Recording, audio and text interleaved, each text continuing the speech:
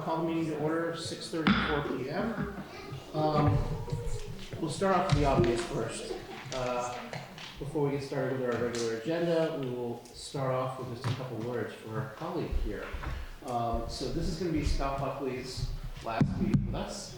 He's been with us for 9 years and been chair of the school committee for, I want to say, a bunch of years.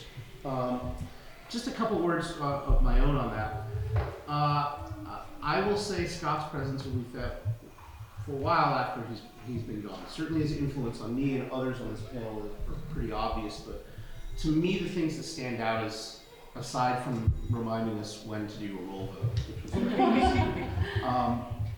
easy, it's reminding us what our role is in the community, and one, to take it seriously, but two, to understand where we should or should not be vocal, to pick and choose when we should be more active, and certainly that's been a heavy influence on me, and I think to others here as well. And when he speaks and when he does speak out, always well thought out, always well regarded, and rarely an argument afterwards. I mean, it says something when someone says something, when someone voices an opinion about a topic that is fairly controversial, and no one says anything back, because it means you've made a good argument. And that's something aside from my own profession, it's something I very much appreciate. And I'll tell one quick story. When I was thinking about running, I actually wasn't thinking about running. He was actually in a conversation with my wife and asked me if my wife would run. And she was coming back after a COVID year and going back into work herself. It's a pretty tough year. And I was listening in the conversation, as I probably shouldn't have been, and said, I think I want to do that. And I will say, Scott may have been a little skeptical at first, but he really did encourage me, and he really did encourage me to run and encourage me to move forward with it. And I'm very, very grateful for that. So for all these reasons and for the mark you've left on this community, I am wildly grateful for everything you've done. So thank you.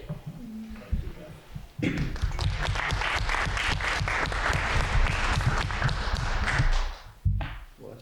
Sure. I'd just like to say, when you're a new superintendent, or at any point in the superintendency, the role between you and the school committee, especially the school committee chair, is so important. And as many people know, I had sort of a trial by fire. 3 months in, the first, John Bernard always told me, don't ever, send the kids home early. And I thought I was lucky getting through not having to call a snow day my first year, and then we had to send everybody home for COVID. And Scott and I talked, when I say 2, 3, 4, 5 times a day, any time of day, he was always responsive. I would say any successes that we had is really due in large part to the conversations we have and the guidance that Scott helped to provide our district through all these decisions. He has a great ear to what the community, the parents, the town is looking for, as well as what school, he's very fair and balanced. I've been sat with him through negotiations with many different groups. He's always been fair, done what's best for kids at every stretch, and he will certainly be missed. And as I've said, you've always got a call here, and I hope I can still call you when I need some advice as well. So thank you for everything, Scott. Thank you. Everybody doesn't have to say something, but he can. I'll save all my comments for later, except for to say consummate professional, fearless leader, great guy, sleeps most likely with Robert's Rules of Order under his pillow. But it's unimaginable to have school committee without you. You've been so great, so very grateful, and we'll miss you so much. Yeah, Wow. and I'll be quick too. I know that the kids are waiting. And Scott, same thing. When I was going to run, I talked to Noelle a little bit, and then she said, call Scott, and I thought this would be a quick 5-second conversation. Who's gonna? Do you want to run? And then an hour later in the CVS parking lot, I'm still on the phone, but it really convinced me. It made me want to be part of this board and the important work that we do. And we love that everyone's here and it's full, but a lot of times we're talking to an empty room. But it doesn't matter if the room's full or it's an empty room. you are a leader in letting us know that work's important and that, you're doing what's in the best interest of North Reading students and North Reading schools. So we thank you. Tim, you don't have to say. I don't know. Tim's gliding on that. Although the appreciation, so basically Scott's legacy, he's recruited the rest of the school. Yeah. So all of us are largely He was Scott's completely recruited. suspicious of me as well when I arrived. No, But I'd seriously say, I think, Scott's number one rule, and Jeff said it great, right? It's putting the students first. And I think that's our number one rule here on school committee. And I think that, that's the legacy that you left behind, Scott, is, we always remember kids first and then everything else second. So thank you for that. Jeff, there's a couple of people in the audience. Pardon? There's a few in the audience. Yeah. Please, yeah, absolutely. Hi, Janina Briano, former school committee member, and I'm just here to say what a great person Scott is, a valuable asset to the town and to the students, and it was a pleasure working with him. What was it, 6 years with you? Something like that. And then I stepped down, and you guys are lucky enough to have served with him, so thank you for all that you do, and I wish you much luck in your future endeavors. Thank you, James. Thank you. Anyone else? Well, All good. Well, now we can go to public input, so that's basically it. So why don't we go into more formal public input? Anybody have anything to offer? No? Okay. Sure. All right. Student report. Our student report person will not be here, but playing the role of Sydney Palmer will be Dr. Daly this evening. So thank you for standing in. I'll just share that what the students pulled together today is that today is their first day back for spring break. AP exams start next week. Seniors are closing in on their final days of school. There's about 1 month left. They're having the CAP fair for the Civics Action Project, which is being held in the library for juniors and also for 8th graders. So that's coming up later this week. And last week was the STEM night. The genetics and anatomy classes presented a year-long project. It's a really great event. I was able to get over there as well and see the great work that we're doing in all our STEM classes. Some really great notes in fine arts. Band and chorus are traveling to the Disney trip and competition. They're leaving tomorrow. Water for Elephants was nominated for Best Musical, Ensemble, Lighting, Sound Direction, Stage Management, Choreography, Music Direction, Scenic Design, Costume Design. So there's going to be traveling to Connecticut in May and then performing at the Stephen Sondheim Awards ceremony. And the big news from this weekend that Notorious came in second in the international championships in New York City. So we give them a round. That's the highest placing ever for a team coming out of the Northeast. So really, really impressive as they perform on Broadway. So I was excited to get to see them do that. And notable athletic matters. Spring sports are in full swing. Baseball, softball, boys and girls tennis, boys and girls track, and boys and girls lacrosse. There are NHS induction is is on May 7th in the evening, and student council is hosting kids night out on May 8th. Do you have a I student do not have a project? student project. All right, fair enough. Thank you. I appreciate it. Okay, on to continued business with new business, the Hood School presentation. Thank you, everyone. Welcome. Second to set up. So I'm Connor Kane, the principal here at the Hood School, and it's pretty exciting to host this once a year, kind of give a snapshot into the Hood School lived experience. So I have different groups of friends coming tonight. So I'm going to start off with our student council. I'm going to have Mrs. Hogan's class, a few students from there, do a cookie excavation. And then we're going to talk about restorative practice circles with some first grade friends. So there's going to be a lot of kids in and out. We're going to wrap up the night, as we always do, with the chorus sending us on our way. So any questions before we get started? Well, Scott, it's important to recognize your hand in all of this. So I threw hand in there purposely because our motto here is hand in hand together we can. So this is the chance that I get to thank the school committee and members of my school council and my parents for all the work that they do to bring our community together. We believe that if we work together, we can achieve anything for our students, and you exemplify that, so thank you. And thank you all for always being participatory about school events. Our Hood School Student Council is going to start us off. Hello, my name is Gianna Tommaso. I am a part of the Hood School Student Council. This fall we collected donations for Spirit of Children. This charity makes Halloween not scary but fun for kids at the Children's Hospital. We ask students to dress in black and orange and bring $1 for this cause. Thank you for your time and I hope you have a good day. Hello everyone, my name is Luca Pisano. I'm a member of the Student Council of J. Turner Hood Elementary School. I'm here to play Little Toys for Tots.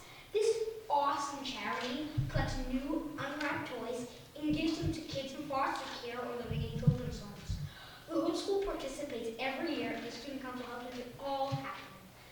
This charity is important because every kid deserves to feel the joy a toy can bring. Thank you for your time and have a great night. Hi, for those of you who don't know me, my name is Hannah Wright and I am part of your Hood School Student Council. It is my pleasure to explain to you the process and how I feel about our Lazarus House fundraiser and donations. Lazarus House is an organization where families facing poverty and other life challenges can come and get the toiletries, snacks, and other everyday items they need. In February, we had buckets set up on the front bench in our lobby for the different grades to drop off their assigned donations. The entire school was involved. We collected gum, mints, conditioner, and shampoo, snacks, deodorant, stain remover, and other products. After about a week after setting up the boxes, we collected the donations, and with the help of some high schoolers, we put them into bags where they had 1 or 2 of each item. In one bag, there could be a hat, neck warmer, snacks, and toiletries. It was so successful, we later had to do the same thing again because we had so many generous donors at the school and we kept getting donations. The bags were going directly to the people that needed them, and we had 200. At the end of all the sorting, we packed the bags into plastic bags and boxes and put them in a car that was going to take them where they needed to go. This fundraiser made me feel good because I was giving things to people that needed them and I got to be a part of something that was helping. I've gone on a couple field trips with the YMCA after school here to the senior center and food pantry to help out sort things, or just give the people at the senior center some company, and I can't wait to do more. Thank you for your time.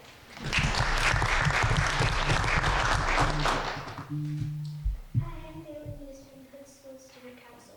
On April 14th, the Hood School did a fundraiser for the MSPCA at Nevings Farm. The MSPCA at Nevings Farm is an adoption center for all different types of animals. We had a very good turnout. We raised $150. On the day of the fundraiser, the entire school was supposed to wear tie-dye. It was very fun. Thank you. Hello everyone, I am Mallory Carroll and I am part of the 5th grade Hood School Student Council. I will be talking about our upcoming Spirit Days and how they work. The ones that I will be talking about will happen for a week. Spirit Days are very fun because the whole school gets together and dresses in the same color and style. Spirit Days are optional, so not everyone has to do them if they don't want to. Our upcoming ones are happening in May. On Monday, we will be doing a silly hat day where anyone who wants to can put on their craziest hat. On Tuesday, there will be a Wild West day for whoever wants to dress up in a fun hat and some stylish boots. On Wednesday, we will have a tropical day where you can dress in any fun summer colorful clothes if you'd like. On Thursday, students can dress like teachers and teachers can dress like students, but of course, only if they want to. Our last Spirit Day of the week will be a red, white, and blue day to represent Memorial Day because we won't be in school on Monday.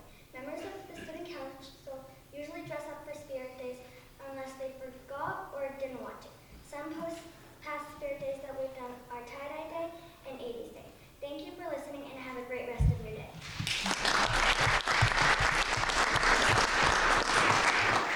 Well done. I was hoping to hear like groovy maybe thrown in tie-dye day. Oh, wow.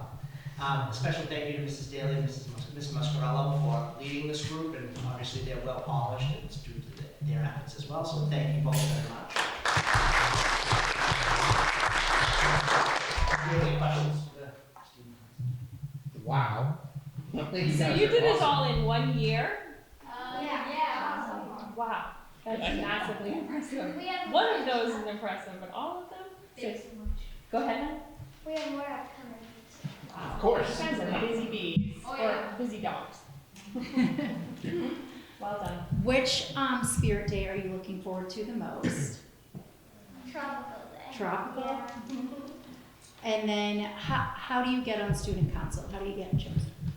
So, we are class hosts of about like 20-ish kids in each class, and only 2 can get in, and people just read their speeches, not these ones. And they get elected, and only 6 of us make it out of the whole grade. Okay, elected by your peers. That's amazing. Great You're job, all guys. very great public speaking. Yeah. Well done. I'll just, outside of this, one question. The last time we were here, I think we saw the playground for the first time. How is that transformed recess for you guys? I think people were really excited about the swings and the big tube slide. Yeah, also, I mean, it was kind of a crazy ad, but they added a bell for some reason, so. That makes it nice. Yeah. It's great. What was the most fun thing about being on student council, and what was like the least fun? I think for me, the most fun thing was getting to be a part of the meetings and just watching everything evolve into what it is right now. Okay. The least favorite thing, Coming here. during our Lazarus House donations, when we had to collect them, we were in a really hot room, for like an hour and a half sorting things. Yeah. You mean like this? I mean, I started for like second Christmas, but then it was kind of just like, yeah. I also like we get to come early to school to do the Collect collect donations. donations. Yeah. So yeah, a lot of stuff, little bads and a lot of good, so it's in for me. So of all the organizations you guys work with, did anything surprise you? Did anything, what did you learn or were surprised by? Yeah, please. Go for it. I think it was really interesting to see how many toys for Tots we got. Like we had like 5 giant cardboard boxes set up and they were all overflowing. Yeah. To Hannah's point, I mean, we got a lot of donations, and also I'm surprised by the amount we could do. Like I thought we did 1 or 2 spirit days. We ended up there's like a room full of just spirit days. That's great. Yeah. Good for you. How much stuff we got for the Lazarus house. That was a lot. The room was overflowing. We had a couple extras for like the snacks. So it was like we had extra bags left over out of our 200.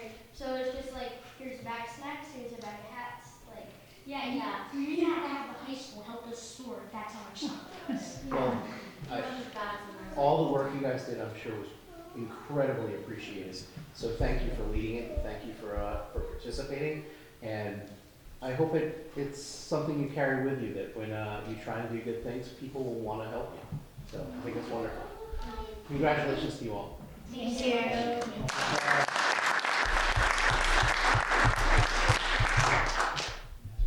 Great job. Thank you, good job. You, Mrs. Goldberg. Yeah. So do we need to pay for shades? I was gonna- Yeah. I didn't anticipate that. Yeah. I really didn't. Add that I had these before we two. sign before we Line line it up it. in the budget too. I have them tinted up there, I didn't realize it would come this way, so my apologies for that. No, no. You know what, after this winter, I'll take it. Yeah. That's an off fast, right? I need a little sunlight too, so. So, this is Mrs. Hogan and a few of her students. I'll let them introduce themselves. She's going to share a lesson that they did in the classroom. I'll let her speak a little bit about it, but it is important to know that Mrs. Hogan is retiring at the end of this year. And she's been my go-to for so many different items, and I'm gonna truly miss her partnership, her friendship, and just watching an amazing teacher at work every day. So, thank you, and much appreciated. This is a nice little send-off activity, so thank you. Awesome, great. So, this is Brooke Tavares, Sydney Flaherty, and Addie Atkins. They're going to introduce the lesson for you.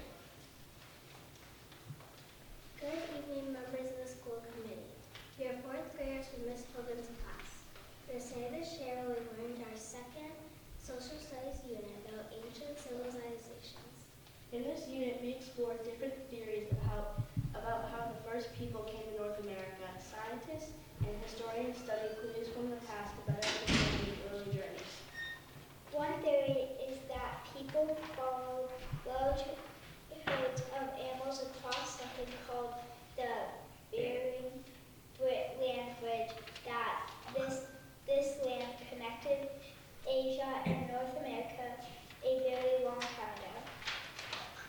Another theory suggests that people may have traveled by boat along the coast of South America and eventually made their way to North America. Archaeologists and the scientists who study these ideas, they look for artifacts which are the objects made or used by people in the past to support their theories. Archaeologists use special tools and careful methods to excavate or dig up these artifacts without damaging them. To understand how challenging this work can be, we became archaeologists ourselves. We excavated chocolate chips from cookies using only toothpicks as our tools.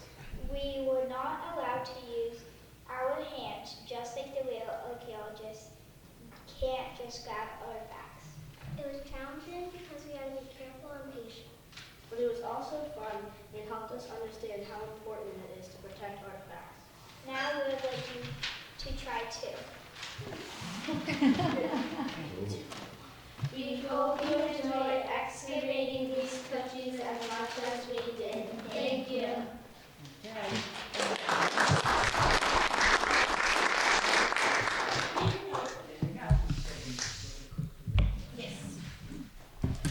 I think you have to turn. All right. Change it from full screen. Okay. Very much.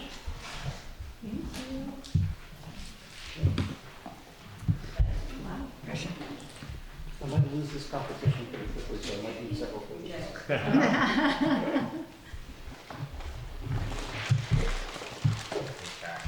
Thank you. Thank you. Okay. Good.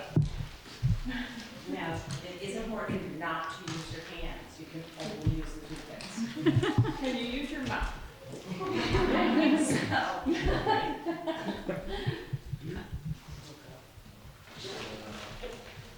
You can go to 30. Oh, sorry. So you're only gonna have a cookie, so just predict how many chips you think you're going to be able to get out. So that's your first prediction. Thank you. You think you're going to get out.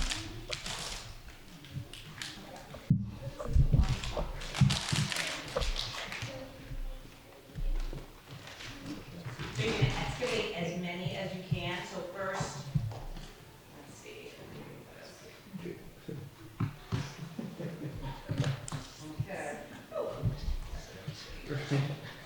Okay. Okay. So you're predicting, so now, you can use your toothpicks to try and just see how many chocolate chips you can get out. I thought they were Just the crunchy. toothpicks. Did you give them two? I've only got one. Oh, did you give them two? They need two. I was gonna get creative. But I thought it was just a level of difficulty. I'm like, Yeah, two. all right. Hold on, I'll get two. Oh, you have to be patient. Yeah, you need two. I'm gonna predict There you those go, odds. yes. I thought they were crunchy. This is a whole new ballgame. with your Oh, yes, chips. they're huge. Thank you. Okay. Thank you. Okay, let's see how you do. Oh. You're good. This is the most fun I've ever had at school. Yeah. I'm just letting you all know right The now. rest of the meeting is canceled. I feel like I'm missing a step.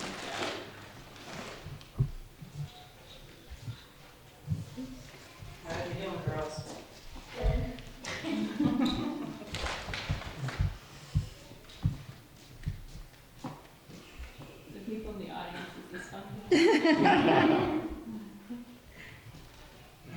Jeff is taking this so seriously. He's a baker, so this is like a really serious thing for him. The girls actually wanted all of you to do this, but. Thought we wanted it.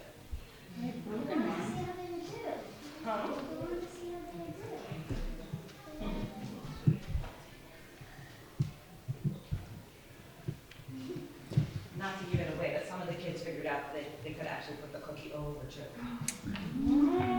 I did flip the cookie over at the beginning, and I thought that was cheating. Kind of like chocolates.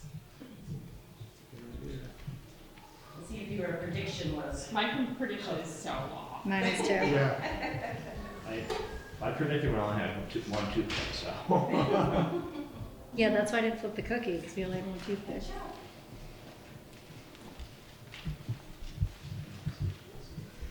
Would you like another cookie to eat or to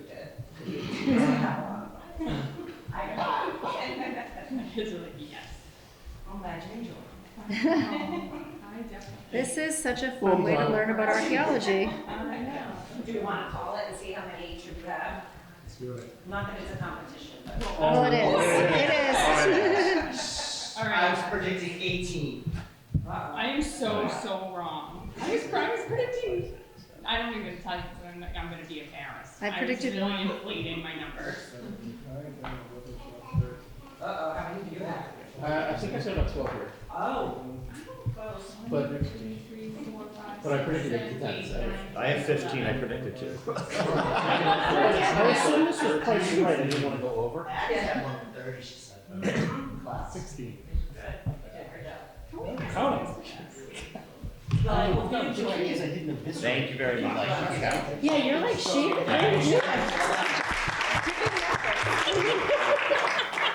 Wow, that's pretty good.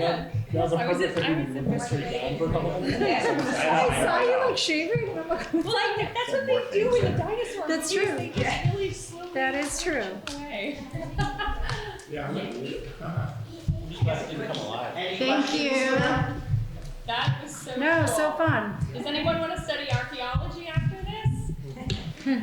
Oh, you do? I love that. Or maybe baking? We did have a lot of it, and my information. Yeah. Okay. Even for the, it goes in the, I'm glad you were goes there. in the minutes. Thank you. Thank you. Yeah. That was fun. And thank you, Mrs. Hogan, for making learning fun. Thank you. Yeah. The cookies. So one of the goals in our school improvement plan is to implement restorative practice circles, and we have our first grade students come and speak a little bit about what they're doing relative to restorative practice circles in their classroom. So this is Mrs. Aroni and her students. Come on in, friends. Yes, you can wave to your parents when you come in. Hello. Hello. Hi.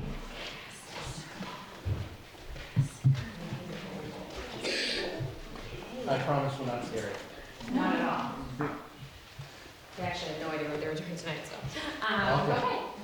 Well, thanks for having us. We're first graders. This is something we do in all 3 first grades here. I actually feel like we found the idea at a professional development that we did within the district. I got the idea from a middle school teacher, I can't remember her name. But it's a restorative practice that she did in the middle school. So the difference in middle school to elementary is we have them all day, and we love our time together, but it's a long day, so we all have different mornings, how we enter the building. We do our community circle in the morning. It's kind of a nice way for us to come together, make connections, build connections with people we don't often become friendly with, right away. And the middle school perspective was more like, they only get their kids for that one block. So how can we build connections? You might not all have the same classes together, but you're on the same team, so I really like this. Teachers, I thought this was a great PD offering, kind of tried to find the elementary version of it. So we call it Community Circle. And basically, it's just a point for us to, Dr. McKay's walked in on one before, they're open-ended prompts, and the kids, we either have all 19 of our friends participate, and someone has something to say, or there are days where the question might be a little too challenging or too personal, and only 2 or 3 want to go.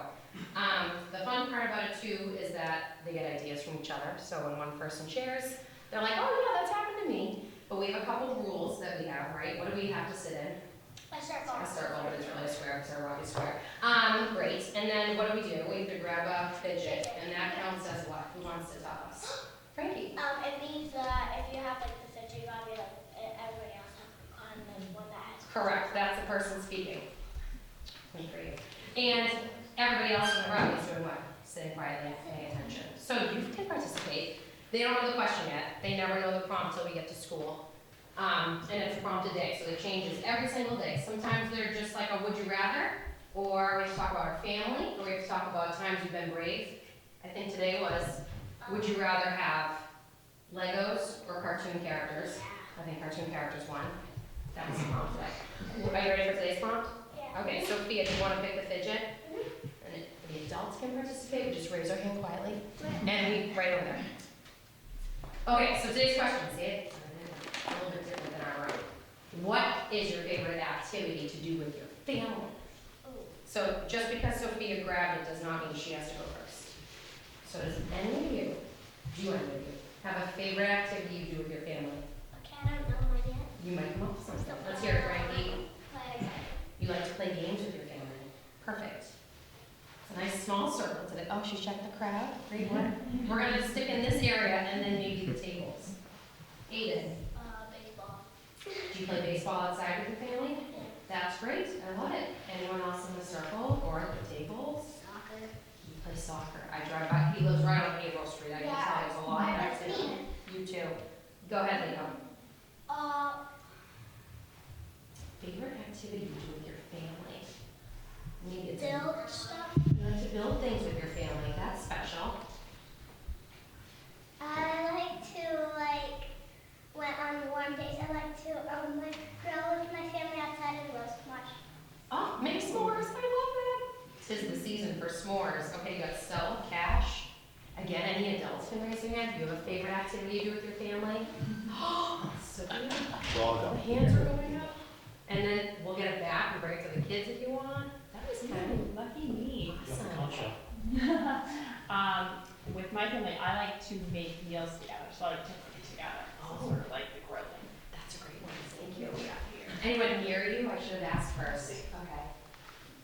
I like playing Mario Kart with my family. Oh, It's the best thing ever. You gotta hold your quiet. Yeah. But now my son beats me all the time, so I don't like it as much as I used to. That can be challenging. I love it. I saw a lot of connections over here too. Yes. Your favorite activity to do with your family? Soccer. You like to play sports and soccer too. Stella? I like to play with my dog. My favorite. She just got a dog this year. That was a really big deal. That's a good one. Piper, right? Okay. Anyone else at the table? We might do one at the table, huh? Go ahead. What do you see? Thank you. I like to play basketball in the driveway with my family. Oh, thank you. You got it. I like to have movie nights with my kids and my family. I like to play with our pet rabbit. Our full family has fun with the pet rabbit. Oh, we're pet lovers in this room too, aren't we? That's good. Are you building connections as we're doing it? You're just saying that? And his name's Pumpkin. Oh, that's a fun name. All right. Well, that's what we do. We do this routine every morning. Some of the other first grade teams do it in the afternoon as a way to like calm down before dismissal. But we definitely try to utilize it in first grade. It's been shared amongst other teachers. One of those things that like once one gets the idea of the ball rolling, and other teachers get more comfortable with it. But trying to make it like more of a school-wide thing to just give our time, because the younger they are, the easier it is for those morning meetings, and you can't always have that time as the curriculum gets up there too in the grades. But you all did a great job.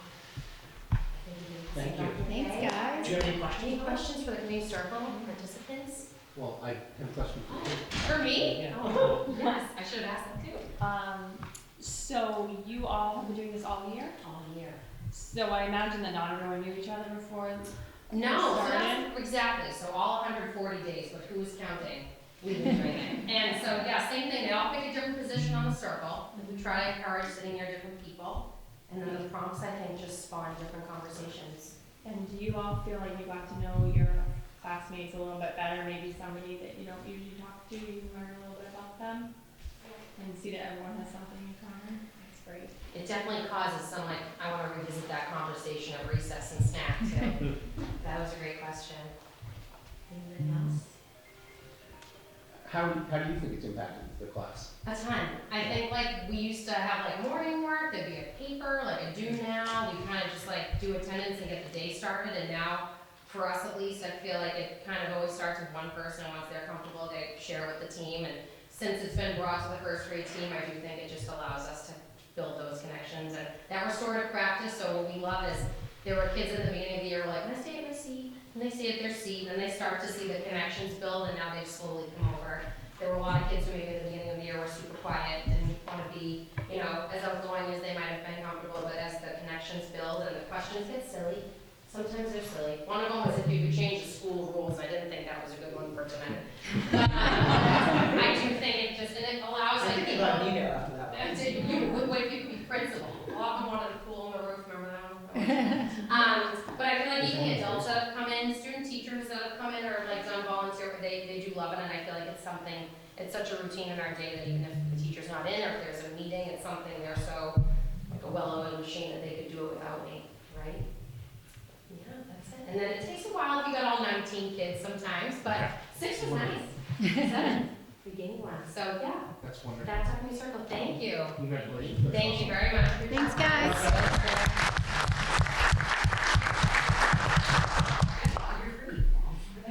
Good job. You made it. We're actually.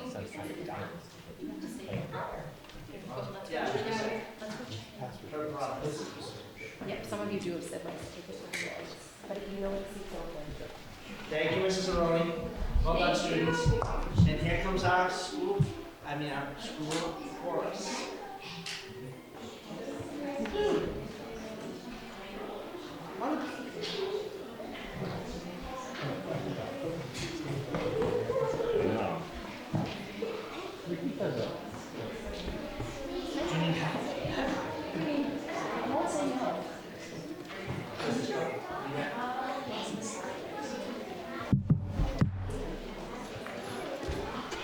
This is Mr. Cole, our music teacher, and this is our 4th and 5th grade chorus. You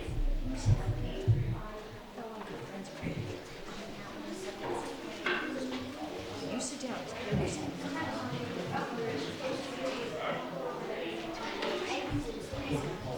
Let's see. You guys, let's go over here. Mr. Cole, was there a vote on the song that they get to sing? Yes, so the kids actually voted on their Google Classroom to pick which song they were going to sing out of the songs we've been working on, and we tied. Oh, We had 7 votes each for Golden, which is one we're going to be doing at our spring concert from, what's that from, guys? K-pop Demon Hunter. No, just never heard of it before. They're pretty good. And then, of course, we also have Twisted at the Hop, which we did at Alltown, which was really fun. And so they came in tied. So I wound up letting these guys pick out of everyone who showed up here. So what did you guys pick? Twisted at the Hop. So that's what we're going to sing for you guys. So we're going to rotate about 90 degrees because they're all here. So let's turn you guys this way. Yep.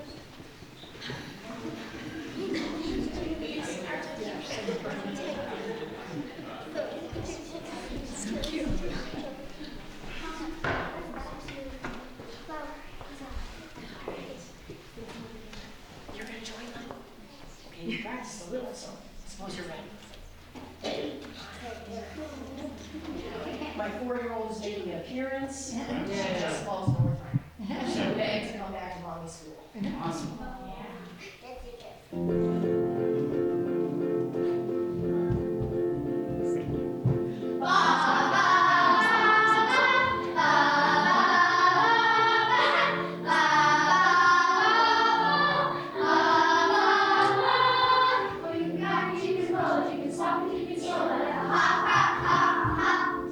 When the record starts spinning, we put some record chicken at the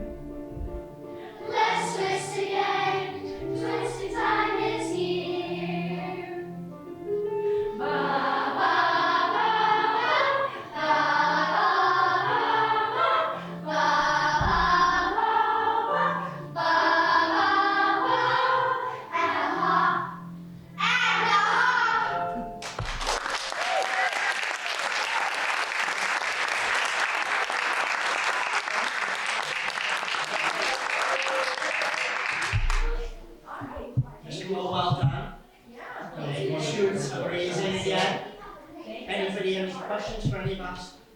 Oh, I saw the members get off the stage. Great job, My guys. favorite Yeah. at the Forest concert. Oh, yeah. Fabulous. We had a pretty good show, turnout here, we had 75% of the chorus for the All Town, that was a real big show. And, we'll have everybody for Arts Night, which is the 27th of May. May 27th, right It's a before open Wednesday. house. Yep. Ooh, we have a question. What's the map for? So I can start and end the meetings. Oh, sorry, what? No. That's a good question. Like, right. Great job, everyone. Really great job. I'm so impressed. Fantastic. People got it.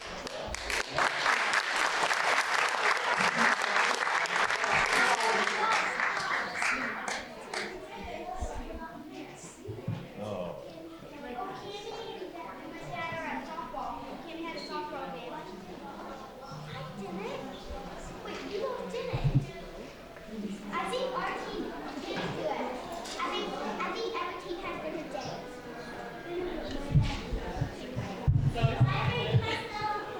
Wait, you're leaving? Well, I hope that gave you a little snapshot into life at the hood school. It's a busy place, it's a good place to work, and you can see we have some great kids. You've got a nice snapshot of some first graders, some fourth graders, and a fourth grade chorus. Any questions for me before we end the night?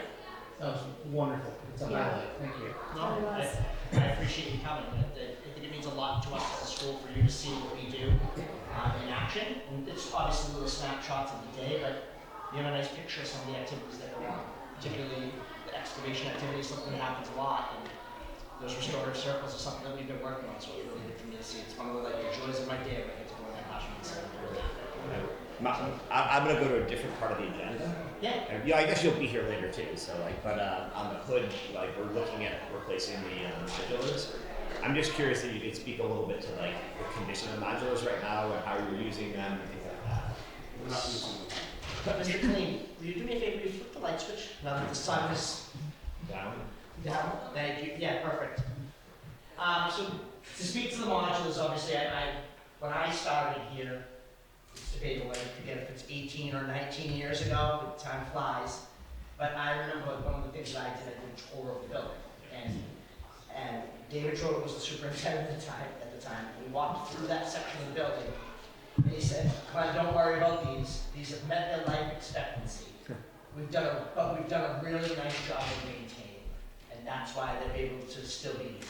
And we passed the annual inspection and all that. Currently, there is a digital learning lab in there, a classroom for more like auxiliary staff, meaning like OT, PT, speech that kind of bop into classrooms and then do pretty minimal pull out. And then there's 2 instructional spaces down there where we have pull out for EEL or special ed or just pure small group instruction.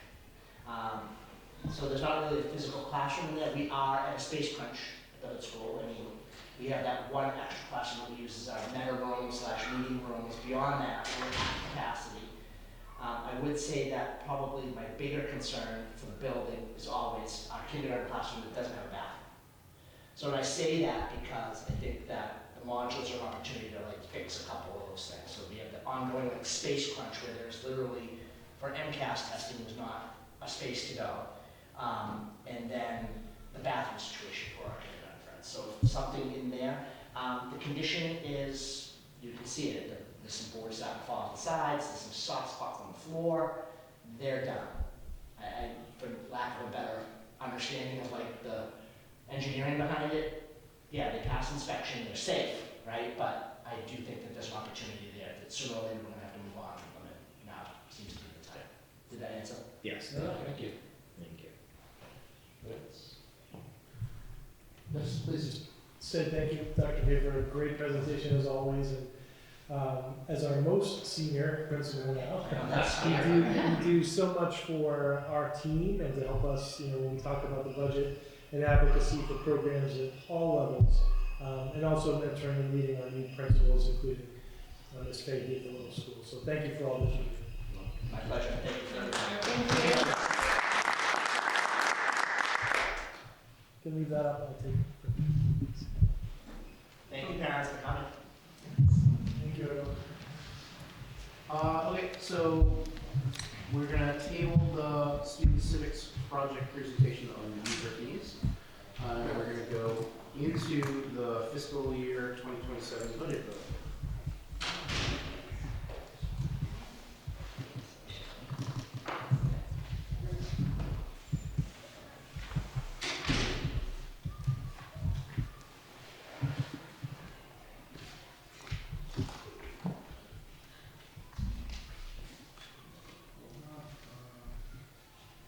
So, in your packet, there was a couple of updates to the budget, but I'm happy to report through meeting with the finance planning team over the last couple of weeks since we last presented at the public hearing and talked about ways where we would balance the fiscal year 27 budget and bring everything into balance. We've been able to identify additional funding and additional revenue by working with the finance planning team and town officials. So that certainly made some of the conversation, some of the risk that was part of that budget, with some special education out of district costs that had come up in the later stages, certainly had made that easier. So where we stand currently is our original budget recommendation was a budget that was $42,237,412, which was an increase of a little more than $1.4 million or 3.6%. Again, that was the budget that we presented during the preliminary budget in March, and there's some updates as we moved into the public hearing. Where we stand today is a revised budget recommendation of $42,537,423. That is, again, an increase of about little more than 1.7 million. Now we're up to about a 4.3% increase. And I'm happy to report that that budget meets the revised revenue plan as of last Friday. So there's no more remaining budget gap. Where we kind of got to the number of increase is we essentially, this budget is going to be essentially $300,011 higher than the budget that we presented in March. And essentially, there was some additional special education tuition costs that came up, some students that have moved into the district that had needs. There was additional transportation need that had arisen. We had talked with the administrative team, we had presented at the public hearing changes to the academic intervention model that was restoring tutors at the elementary and the middle school. So we come up with a plan through Mr. Colleen and Dr. Daly and his team and school leaders that we feel is a sound plan that certainly adds and restores those positions. It allows us to address the increases that have arisen in the special education budget. So those are the main changes from the preliminary budget to where we stand today. And I'm happy to report by making these changes, there's no more remaining budget gap that exists. We move on to what does this budget represent and what can we conclude. So it's certainly a budget that first and foremost has to meet our contractual obligations with our employees and employee unions, and it certainly does that. We've talked about that throughout the process. It's a budget that allows us to meet our fixed operational cost increases with busing, utilities, contractual services to maintain buildings and our current services.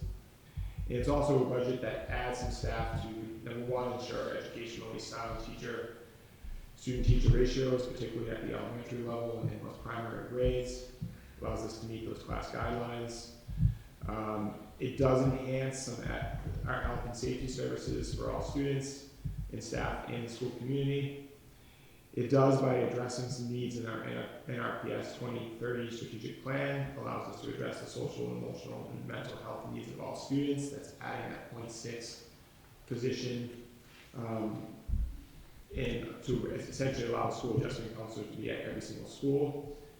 It does ensure there's appropriate staffing in our specialized programs to support students in our high needs population. So we add, based on an increase in that student population, we add staffing.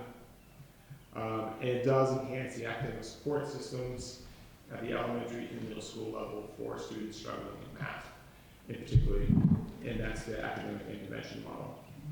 So we're certainly adding a lot and restoring a lot in this budget. Certainly, it provides the operational cost to continue the same level of services for opportunities in our athletics and fine arts programs, allows us to maintain the 5 schools and surrounding campuses.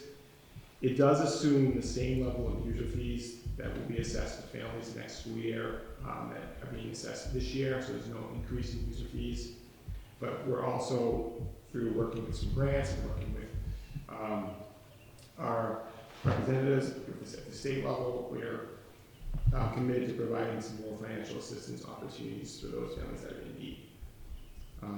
So certainly, the budget at 4.3% increase with some of the changes in additional revenue that was identified from March until tonight, we were able to minimize some of the risk that's there.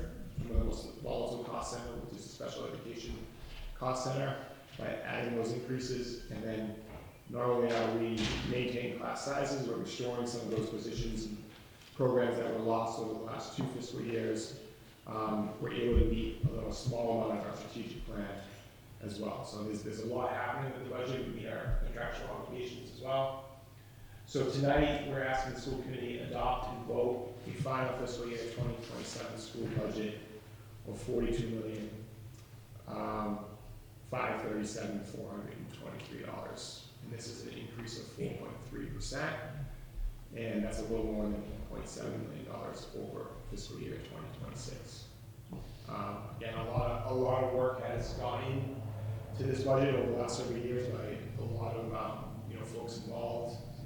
The administrative council, Dr. Daly, Mr. Clean, certainly the school committee, finance planning team, chairs and vice chairs have worked hard to continue to think creatively and trying to see where we can advocate for the funding and use our resources that would have the greatest impact on students.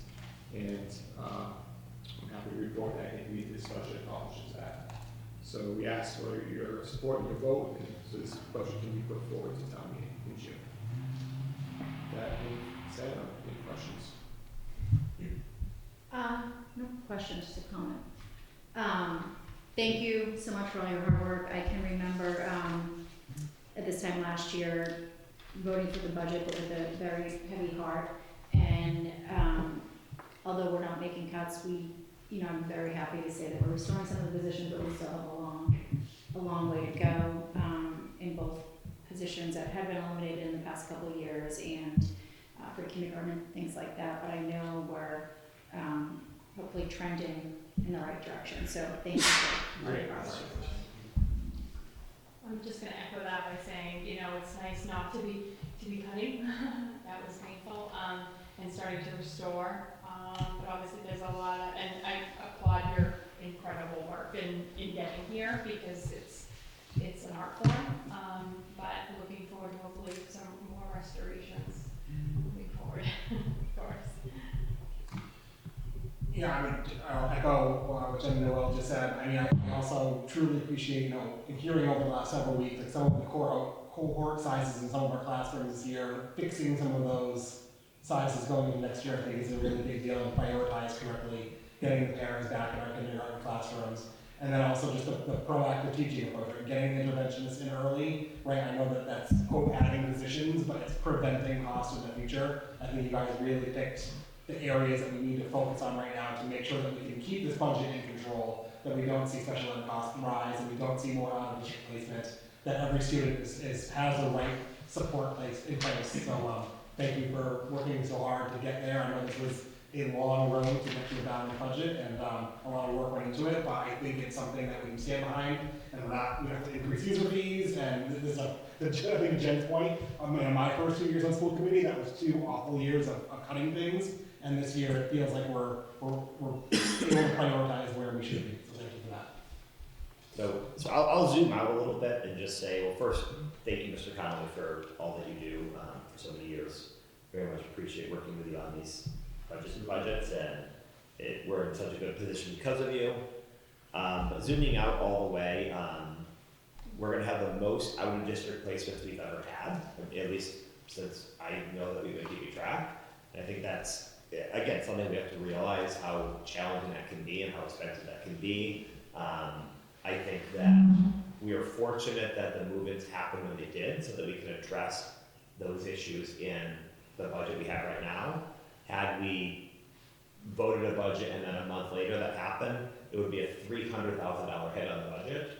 And I don't think people understand how big of a challenge that can be for school budgets. And so we're always trying to be prepared, but just like, again, something like that might happen this summer, you know, and that's not to say anything about the families, like, you know, move here when you want to move here, and we'll educate your children no matter what. But just so people understand, like, you know, we thought we had a balanced budget, but a $300,000 change just happens overnight. And so I just overall, I mean, I think there's discussions in the community overall about, you know, how to prioritize spending of our dollars. I just want to reiterate that, you know, for 20 plus years, we've worked with the municipal side on trying to balance a budget, not the school balance a budget, not the municipal balance a budget, but the town balances the budget. We've worked together to try to do that. We've had a working formula that has gotten us through here, and I know there's discussion happening about trying to change those formulas. I just, you know, want to reiterate that we're restoring positions, and we've cut 20 to 25 positions the last 2 or 3 years. And we have cut programs. We only offer one foreign language at the school now. We start foreign language in what, 8th grade now, or 9th grade instead of 6th or 7th grade. Like, we've had a lot of challenging budget years, and just to put it out there, I mean, we haven't seen the same cuts on the other side of it.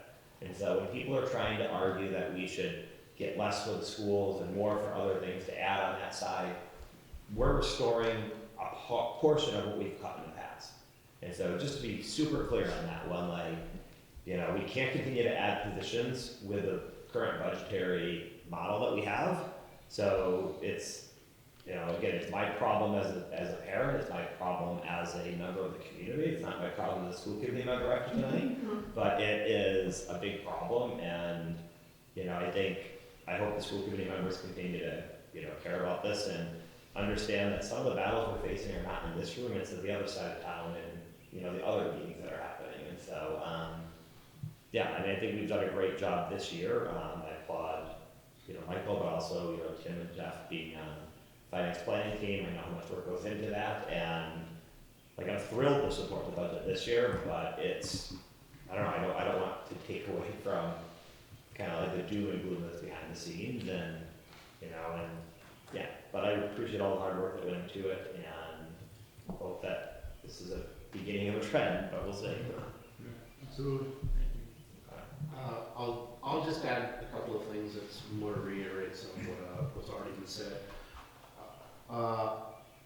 First thing, I also mentioned this last meeting, for those that are utilizing special ed, we mention these points because these are variables in our budget, not because it has anything to do with the fantastic kids and families that utilize those programs.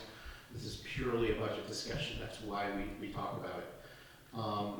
The other thing I would mention, and again, this has been mentioned by just about everybody here, we're in this position because we've lost over 20 positions. So, you know, we've made hard decisions over the last couple of years, and you know, it's to gain some things back and to reposition a few new positions.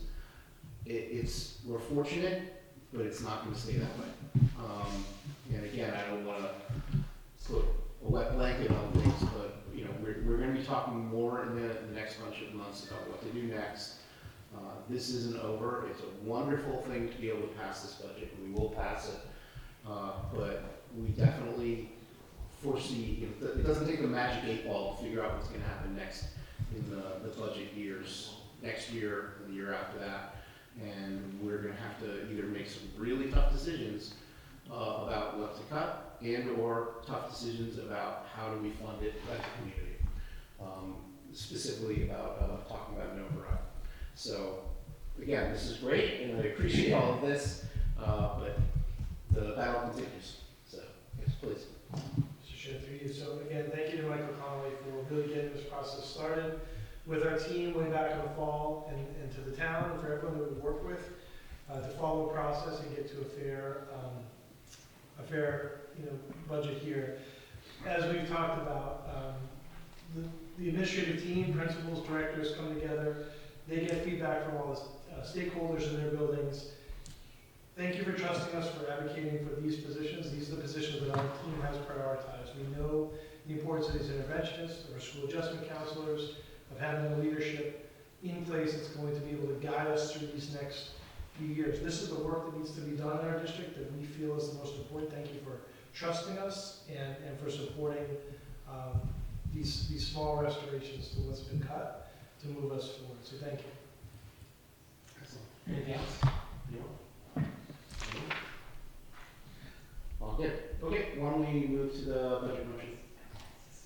I move that the school committee approve and hereby adopt the final FY 27 school operating budget in the amount of $42,537,423. This represents an increase of 4.3%, or $1,757,374 over FY 26. Second. Ooh. Give it a stop. You can have it. No, you get it. It's your last meeting. Wow.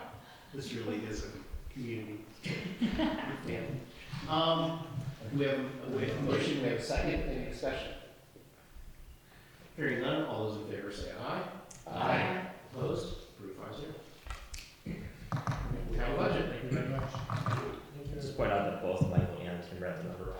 Yeah, no, I noticed that. Yeah, I did read it. $537 and 423. Yeah. Yeah. And then he repeated it. I did. Just saying.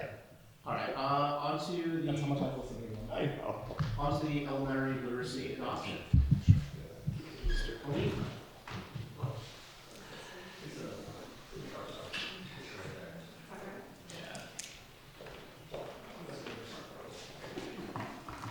He has to do this while juggling a soccer ball.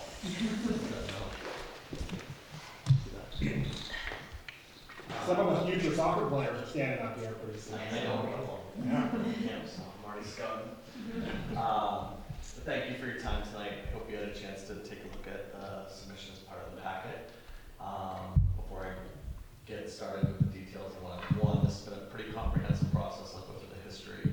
I want to recognize the work of our ELA curriculum leaders here. We have Heidi Hogan from the Hood School, Elizabeth Dill from the Bachelor School, and Catherine Polcari from the Little School. They represent grades 3 to 5 humanities, both ELA and social studies, and have been very busy the past 2 years working with me on a couple of projects, so I appreciate their time. I'll mention the pilot educators a little bit later. Historically, if you remember 2 years ago, we adopted Wit and Wisdom in K-2, and then that following year, we piloted Wit and Wisdom in grade 3, thinking it might spiral up through the elementary school. As part of that process, we got a little bit of in conversations, and it came to light that our educators and the work that we didn't feel like Wit and Wisdom was going to be the best choice for our intermediate grades. At that time, I really thought we were going to go back to just our standard practice, standard-based instruction, high results, work through there. But then in working with the teachers and the teacher leaders, there was a really strong interest in committing to a high-quality instructional material in grades 3 to 5 for many, many reasons that are kind of listed in here today. So that left us over the summer kind of looking at trying to identify that next tier of programs that we wanted to look at. We didn't need to repeat what we had looked at in K-2. We looked at new programs, so we took a look at American Reading Corps, EL Education, and Amplify CKLA, I think it is, I might take that backwards. And we had a really good process. We had, it's a little bit more expensive to pilot now than it was because all of these programs are usually real, rich, authentic texts. So you have to buy the books. Like they can't just give you, like publishers would give you teacher manuals and student workbooks for supplies. Now you're buying a lot of text that you're putting into students' hands and things like that they can't afford to give, so you have to pay. So we go about it in a way that we try to identify a classroom in each grade level, 3 through 5, to pilot one unit at each school. So across there, so we have 9 pilot educators.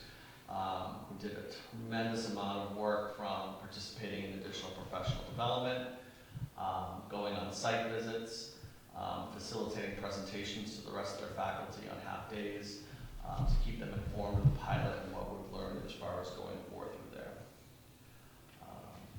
And then that got us to our last session was on March 18th, where actually from what the feedback was, the educators really had a strong interest of putting their hands on more materials. We were doing a lot of virtual kind of share, so we created a time and a space at one school where all the pilot teachers brought the physical materials in and the texts, and teachers were able to come and put their hands on and kind of understand what those materials is a little bit more.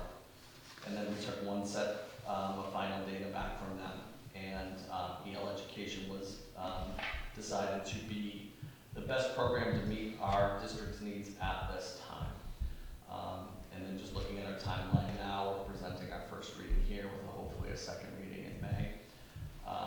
And then that will allow us, once that happens, to really get into the planning of procuring materials, coordinating professional development planning, and all the work that goes through there to make sure our educators are prepared for a fall implementation.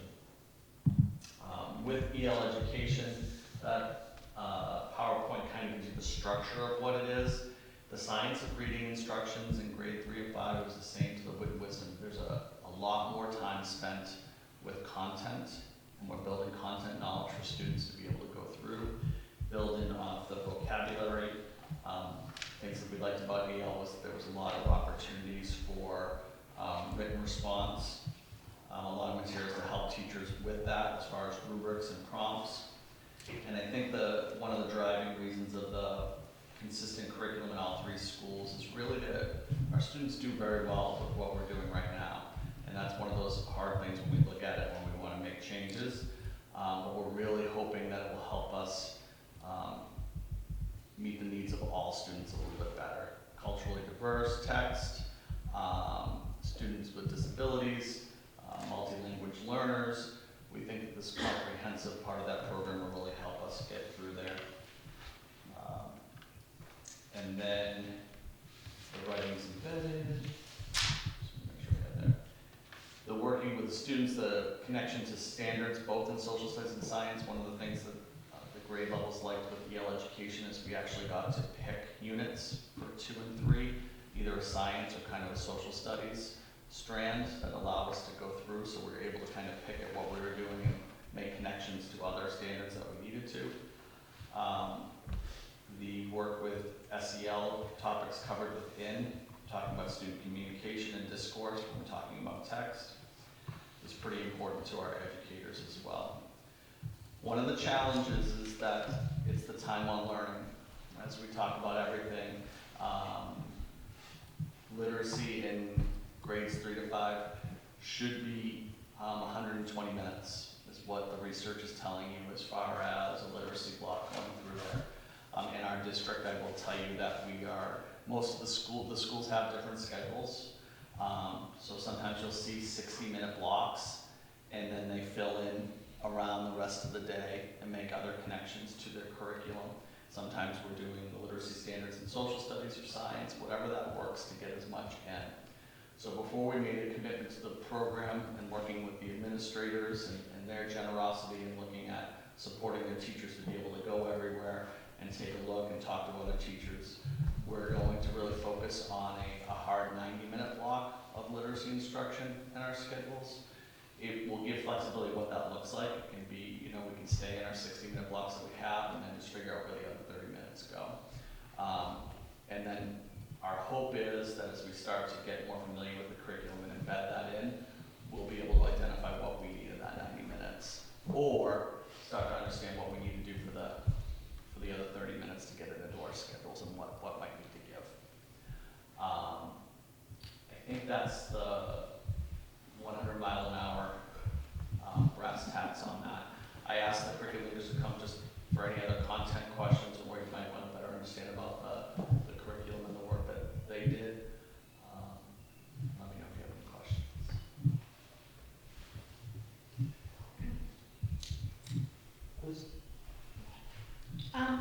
I just wonder from the 3 of you, I heard with the features and meeting the district needs, but just in your own words, why do you think this is better for the students and what have they gotten out of it so far? Well, I know that Michelle Heffernan is piloting 5th grade here at Hood.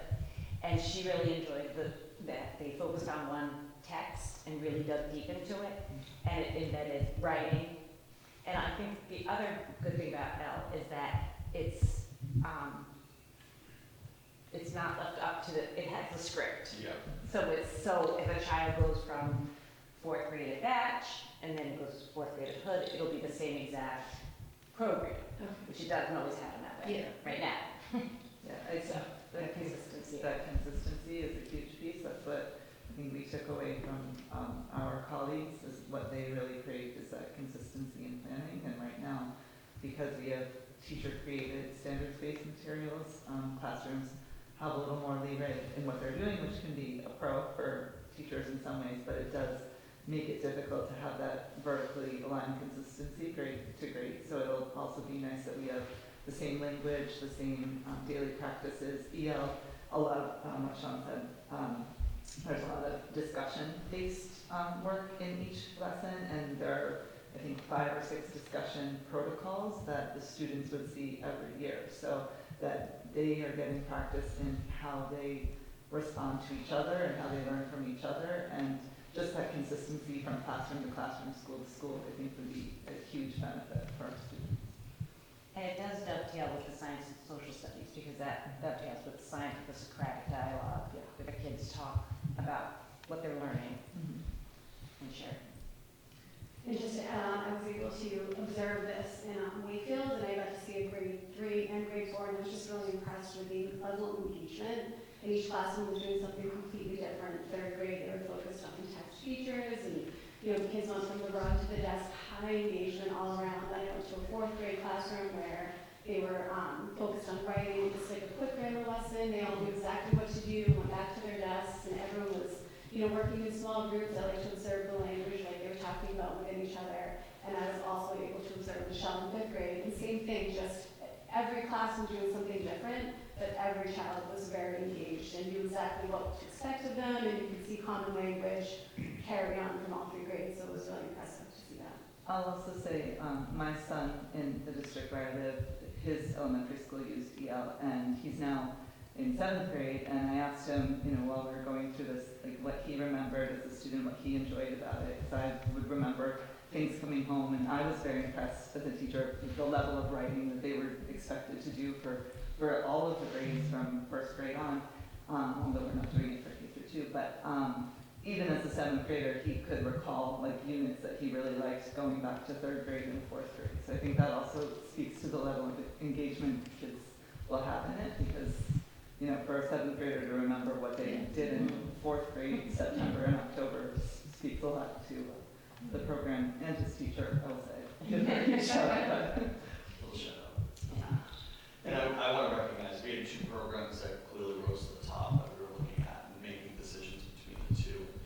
And I think EL became a little bit more comfortable, I think, because of the structure and system. The other program we were using was very engaging. We were very impressed with the text and what students were giving back from work. But it was inquiry-based and a lot more open and newer.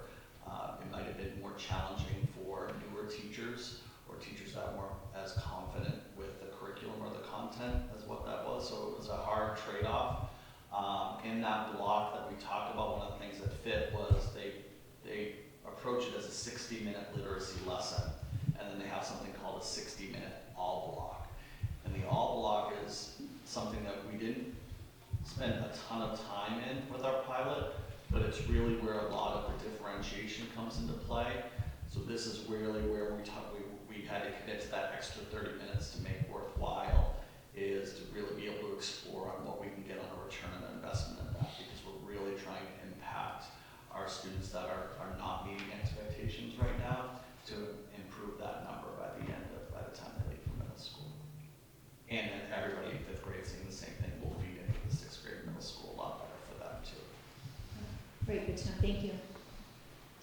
I have just a few quickie questions. First of all, I thank you for all coming, and I think the best thing we can do is let the amazing educators educate. So hearing from you all is great too. Your feedback's really important here. this seems like this is giving me the opportunity to scoop out the high need learners, things like that. Do you still feel like this is gonna be able to be modified for kids that are, you know, maybe tend to excel more? Is it gonna challenge kids at the, you know, a little bit higher in the spectrum? Well, the first 60 minutes will be the tier 1 instruction, so that all kids get that. And then the 30-minute all block would be the differentiation, so for children that need a little more differentiation. Okay. Sure. All levels, so it can be pushed. Yes, I know what you're saying. Okay, great. And then with the text, you said there's like a lot more like text hands-on, or just, so are these texts, like, are these, when you adopt a new program like this, how frequently does this program revisit its curriculum, like within it, and bring in new texts to, you know, introduce new literature or new themes or things like that? Is that something that's gonna like cycle through a few years, or? It does a lot more now as research goes. The text, the trade books will be the toughest ones when they go through and communicating when you're making choices. They'll inform you that with the 2025, they just did update a few more texts, because that actually was one of the concerns, was how dated some of the texts were. But it is definitely part of that curriculum review process. So in like 5 years, we'll be looking at what's out there and what's available and what they've done to update it. And with the digital platform, sometimes they'll update text and give access to digitally without even having to purchase the trade book if you want to use it in or not. You know, but we're focusing on, similar to Wit and Wisdom, they do a lot of one title in the classroom, or partner, pair share, a lot of turn and taught, like that type of work in the classroom, versus having a text for every child. And that was one of the things that the pilot educators did mention, that they still felt like kids wanted their students to be able to hold their own, which would then drive the cost up. So we're not committing to that just yet, you know, as far as implementing with fidelity, because the reason why they do it is they want kids to be talking about it and not just engaged in the text by themselves. But I think that there's room to add more, to be able to have that choice, or if you need more for students to access, you can. Okay, and then final quick question, is this making you rethink Wit and Wisdom for the younger kids, or No. is it still gonna match all of it? Grade 3 was the toughest, I'm not gonna lie, because I kind of thought it was gonna be a K to 3 and then maybe a 4 to 8, like to look at that way. Because in our early childhood classrooms, the focus was on the foundational reading, so the work that we have with foundations and Haggerty were core to the instruction, and Wit and Wisdom complemented that beautifully, so the teachers were all about it. It fit instructionally where they are. And then we added, instead of doing that, we put foundations into grade 3. In this program this year, they are releasing some more intervention for foundational reading for grades 4 and 5, which is also gonna complement some of the work that we're trying to do to help kids with their reading skills. Okay, thank you. I guess my only question would be, from a financial perspective, is it in the $42,537,423 that we just approved? You just wanted to say that. Yeah, darn it. The finances are always a little bit more challenging. Mr. Connell is always creative and supporting, and then we decide kind of how to go, right? Because in Wit and Wisdom, we were very intentional because of the cost. We spiraled as needed. We're working a little bit more to get that consolidated in 2 years, so we get as much into our students' hands. I see that light at the end of the tunnel, and I think it'll be feasible.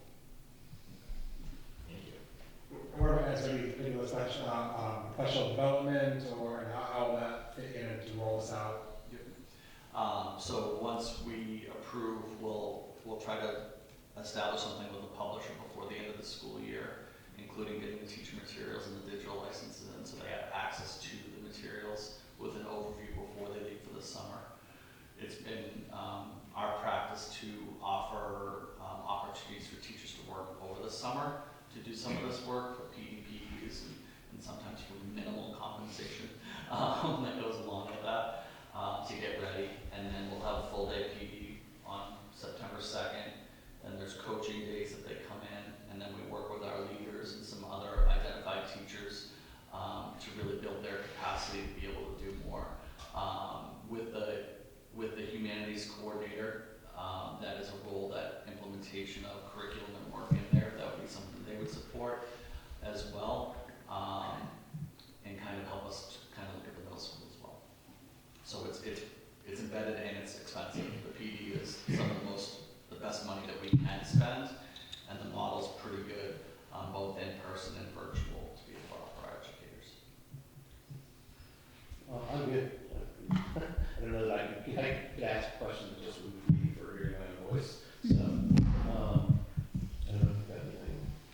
I will say that in addition to the professional development, I know for Wit and Wisdom that the leaders, each leader took a grade and they had office hours so that the whole grade could collaborate after school sometime. Right. And when they have time. So that'll be available as well. The collaboration. You're gonna come back and do that. Oh, yeah. Just to thank Mr. Colleen and the teachers and all of the leaders who worked on this pilot. It's a very, very thorough and involved process, requires a lot of time. But we are very thorough here, and I think we ended up getting to the right price. We never make hasty decisions with this, so I really appreciate the thoroughness and thought that everyone was put into this. We need to work on that, let's make some more hasty decisions. Yeah, can we get a motion? I move to accept the first reading of the curriculum adoption for the EL Education English Language Arts curriculum for grades 3 through 5. Second? We have a motion, there's a second. Any discussion? Hearing none, all those in favor say aye. Aye. Opposed? Your pleasure. Thank you. Excellent. Thank you. Thank you all. School choice votes.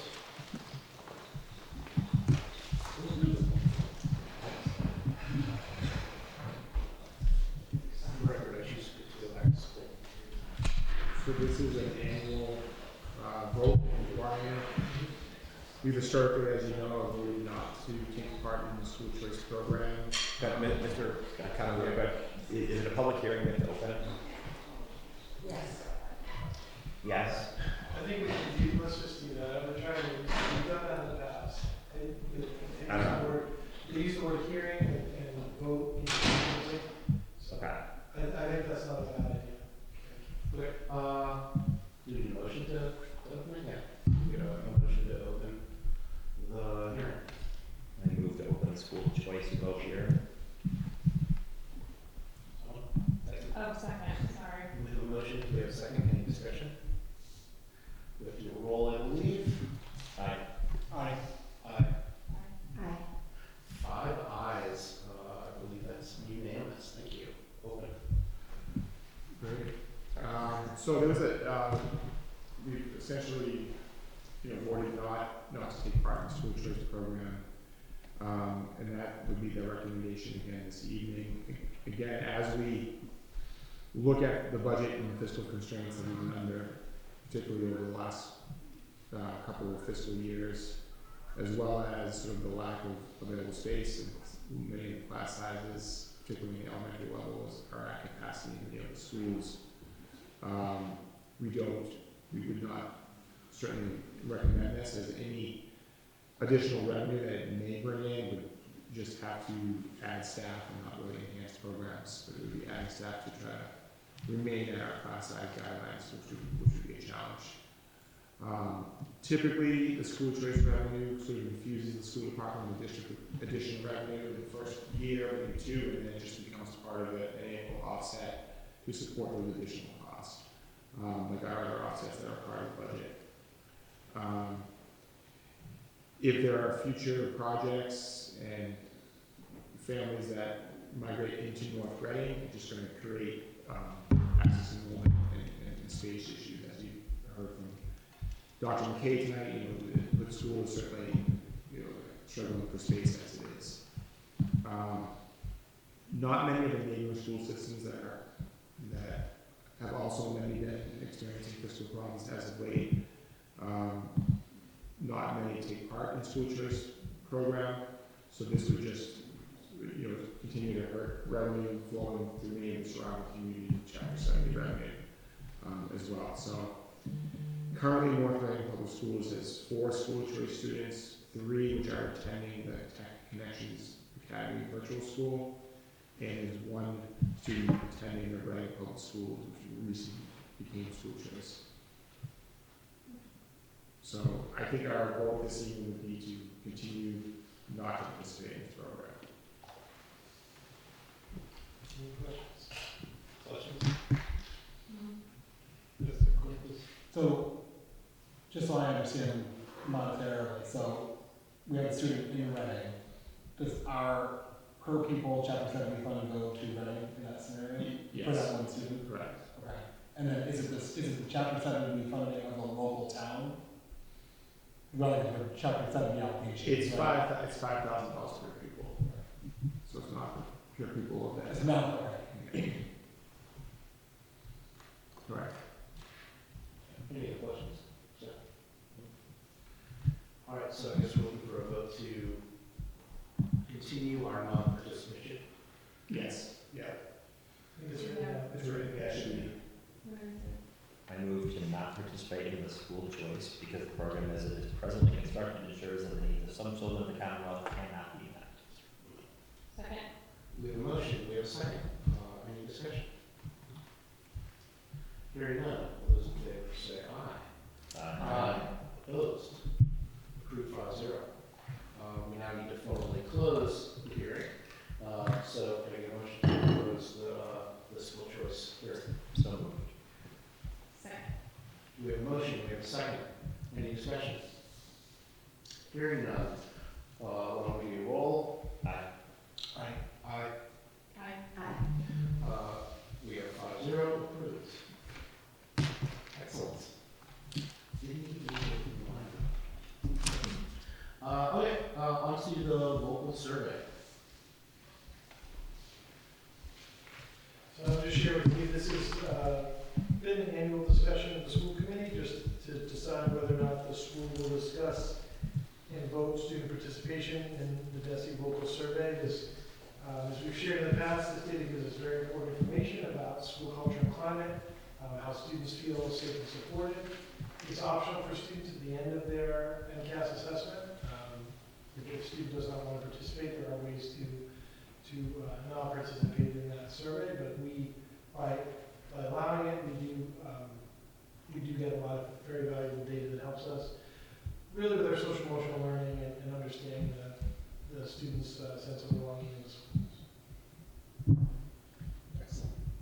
So we participated, particularly in the last 4 or 5 years, I'd say. I want to say 3 full committed Yeah. to all 5 schools, be able to get that data and use that as part of our analysis annually. What sort of participation rate are we at? Pretty high. Oh, Very high. Yeah, it's been very high and very helpful to the schools. We used to do different surveys at each school. This really is the main source of that type of data that we receive. There may be some other smaller surveys at some of the individual schools, but this really gives us data, and we're able to look at that data and compare it to other schools in the area too. So it's very helpful. Awesome. Any discussion, any questions? I think we need a vote on this. I assume we're voting to continue participation in the local survey. I move that North Reading to approve North Reading's participation in the VOCAL survey for the 2025-2026 school year. Second. We have a motion, we have a second, any discussion? Hearing none, all those in favor say aye. Opposed? Approved 5-0. All right, North Shore Educational Consortium, 25th fiscal year 27 budget. Great, thank you. Just wanted to share very quickly, the budget has been approved for NEC Consortium, one of 2 collaborators to which we're partners. It's a wonderful school, wonderful program that works with so many of our students in the area. We currently have a small number of students who are attending, but it is an incredible opportunity and placement for our students and for others that attend these programs. And so this is just the overall, one of our obligations each year is to present the budget. Like all of us, we're facing some challenges across the schools and across the consortium as well.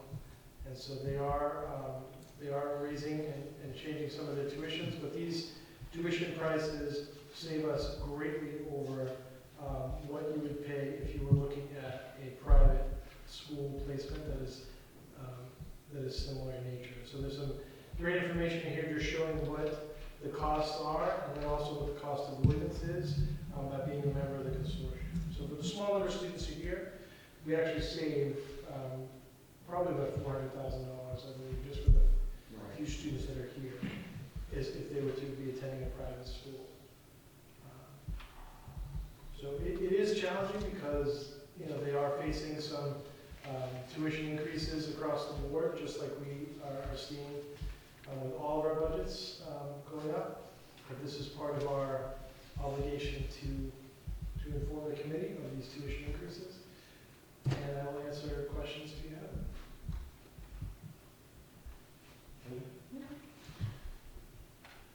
For the main budget, or is that? No, I don't have any additional questions either, and I don't think there's a vote on this one. This is just the obligation to do that, so, thank you. Appreciate it. I think we want to move on to the Hood School building project updates. Woohoo! There's not a tremendous amount to update at this time. We do have a contact. We did a walkthrough. I think we did discuss this in the last meeting, but Yeah. I'll just share again. We had a walkthrough with a consultant. They walked through both the Hood School and the Little School, and he has a very good sense of what we're looking for in those spaces. So it's not just in kind what's exactly there now. As Dr. McKay mentioned earlier, you know, these rooms, which is great, these rooms are all outfitted with pipes, or they have sinks in all 4 classrooms, but there are no bathrooms. And so to have those bathrooms for that right size, if we were to do some kind of a pre-K or kindergarten here, that would still be the idea, even with the modules, would be to do some consolidation of some of our programs, so that we could have some centralization here. And then some other programs might have to go to the middle school. And that's what we would sort of figure out. But those bathroom areas would give us some of that flexibility. So they're trying to quote us a lot of different things, including what it would look like with bathrooms at the Hood School. There is a bathroom at the Little School currently, and so we asked them for that as well. Do we have a rough sense of timing as to, it doesn't have to be exact, but roughly? Yeah, our hope is to get something, we were hoping to have it tonight, but we do not have that yet. Did you say tonight? We were hoping to have the Wow, quote ahead of tonight's meeting. But there's been a few challenges just getting that additional information, just some various projects and communications on the consultant side. But our hope would be, you know, certainly for our next meeting, and then our hope is to have for June as much information as possible to talk about it.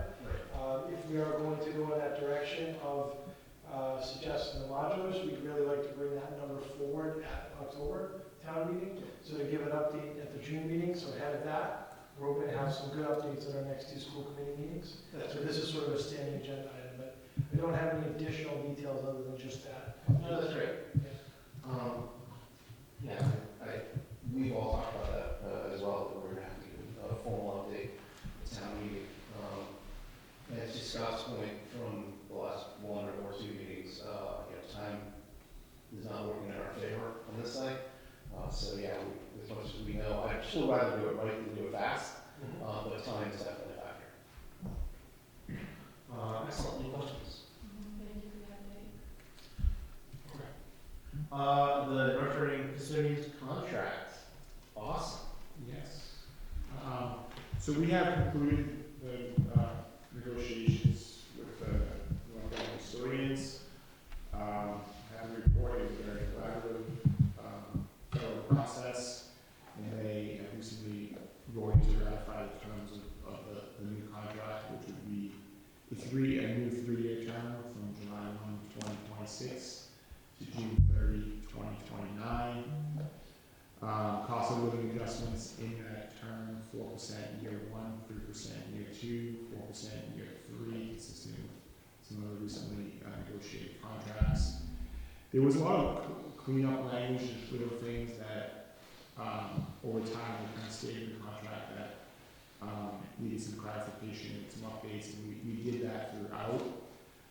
Some of that included some language around overtime procedures, mainly requiring the existence of timesheets more timely, more readily, so we can pay within 7 days more time worked.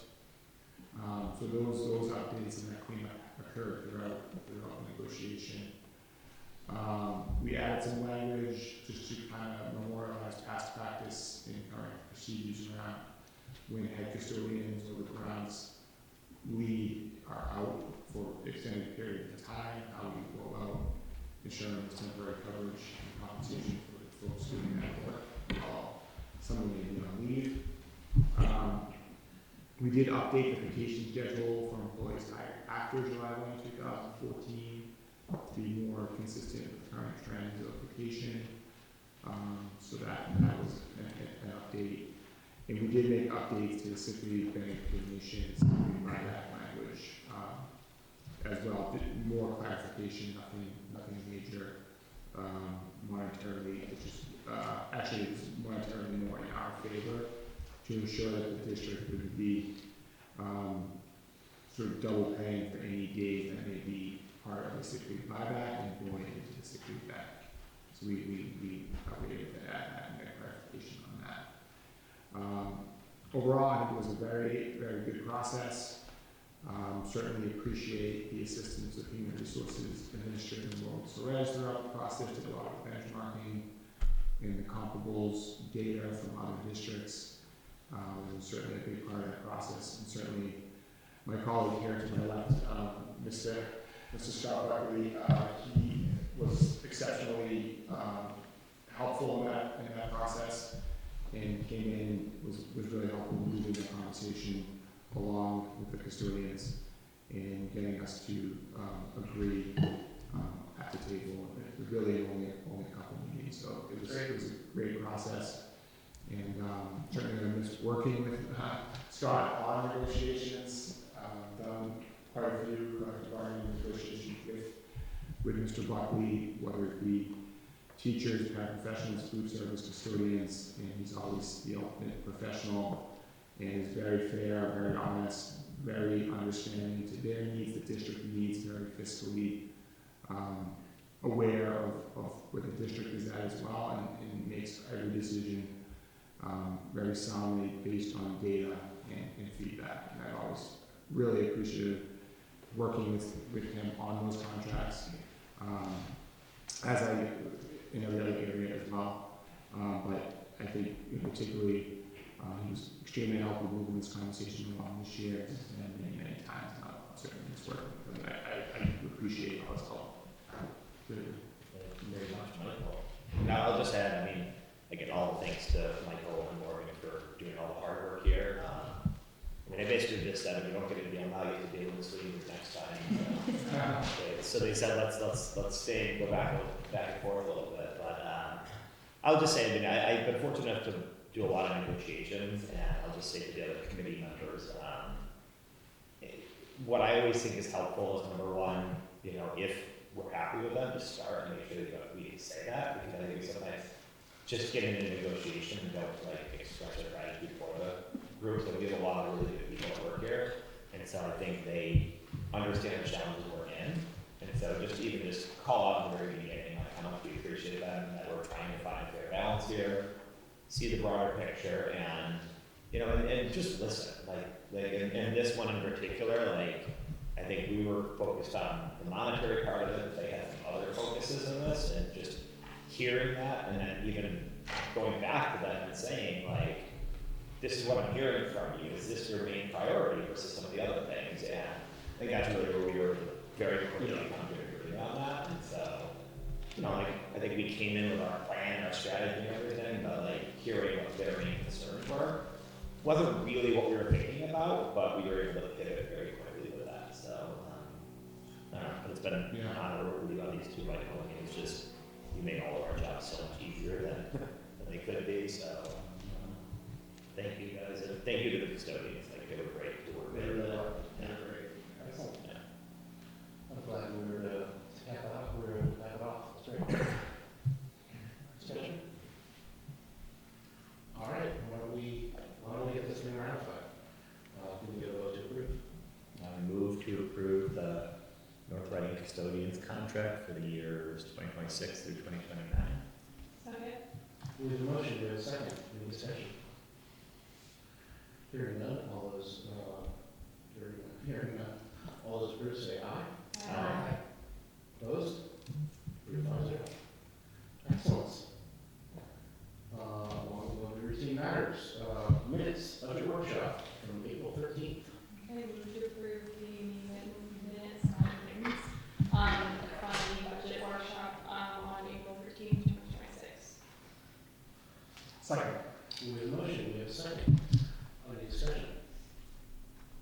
Hearing none, all those approved say aye. Aye. Opposed? 5-0. Budget update. Yes, so there is a budget update this evening that reflects activity through the end of March. This is for fiscal year 2026, and our fiscal year, and a lot of time for fiscal year 2027 next year. But the budget in the packet certainly addresses current status due to expenses and payroll. Certainly, we've had some expenses come up this year, which is not unusual in the area of special education, as we have had to address new student needs, students that have, in some cases, moved into the district and have out-of-district needs there as well. What we've typically done is that presented throughout this fiscal year some of the measures that we can take at the end of each fiscal year if there's some available funds and accrued payments which we're legally able to do. That helps provide that level of flexibility to deal with some of these unforeseen, which does happen each year, and that has allowed us to pivot and handle these new costs. And it's done that this year to date, and it's worked for us well in the past as well. So despite those new costs, we've been able to handle them because of those measures taken at the end of last fiscal year. Certainly, there's been some maintenance needs that has arisen, plumbing, heating, roofing needs. It was a busy, challenging winter with snow and cold weather. Heating costs were higher, but we've been able to deal with that severity this winter, all within budget amounts.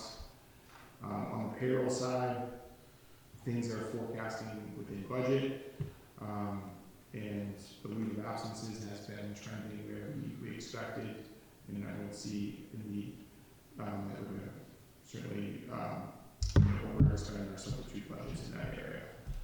The food service programs performed well, as it's done for many, many years. There's well over 70% of students participating regularly in the meals program, and that continues to do really, really well. So although there's been new costs, which is always the case that have come up, we are in good standing to successfully close the fiscal year, although there's still 2 months to go. May and June, and certainly will probably be things that come up between now and June. But with that being said, I'll open up any questions. I don't have any beyond what we've already talked about, but in fact, I have the luxury of going through this again through finance planning. But anybody else have any questions?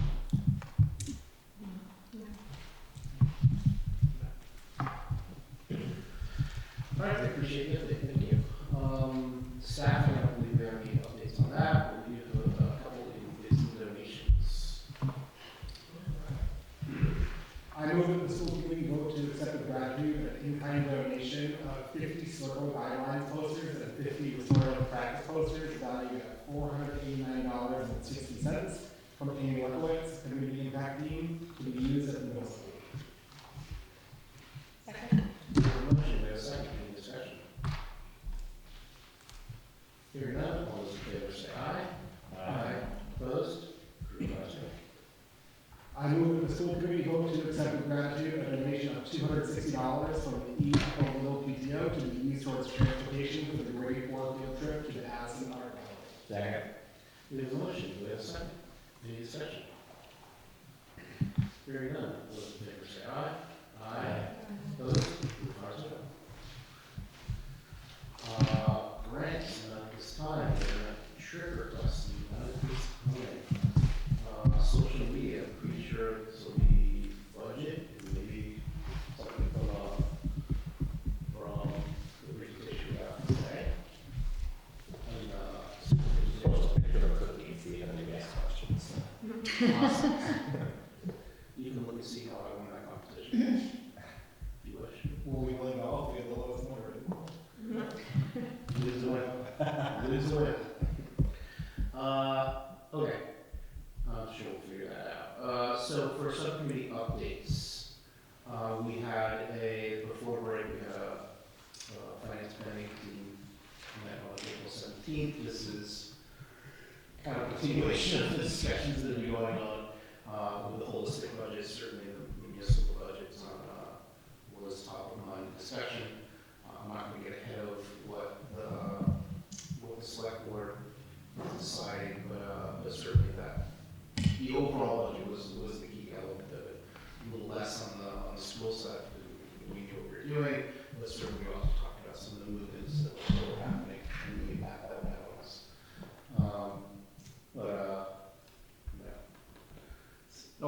give an update on that about like go to inside baseball of like what other groups are doing, which is really their news to share.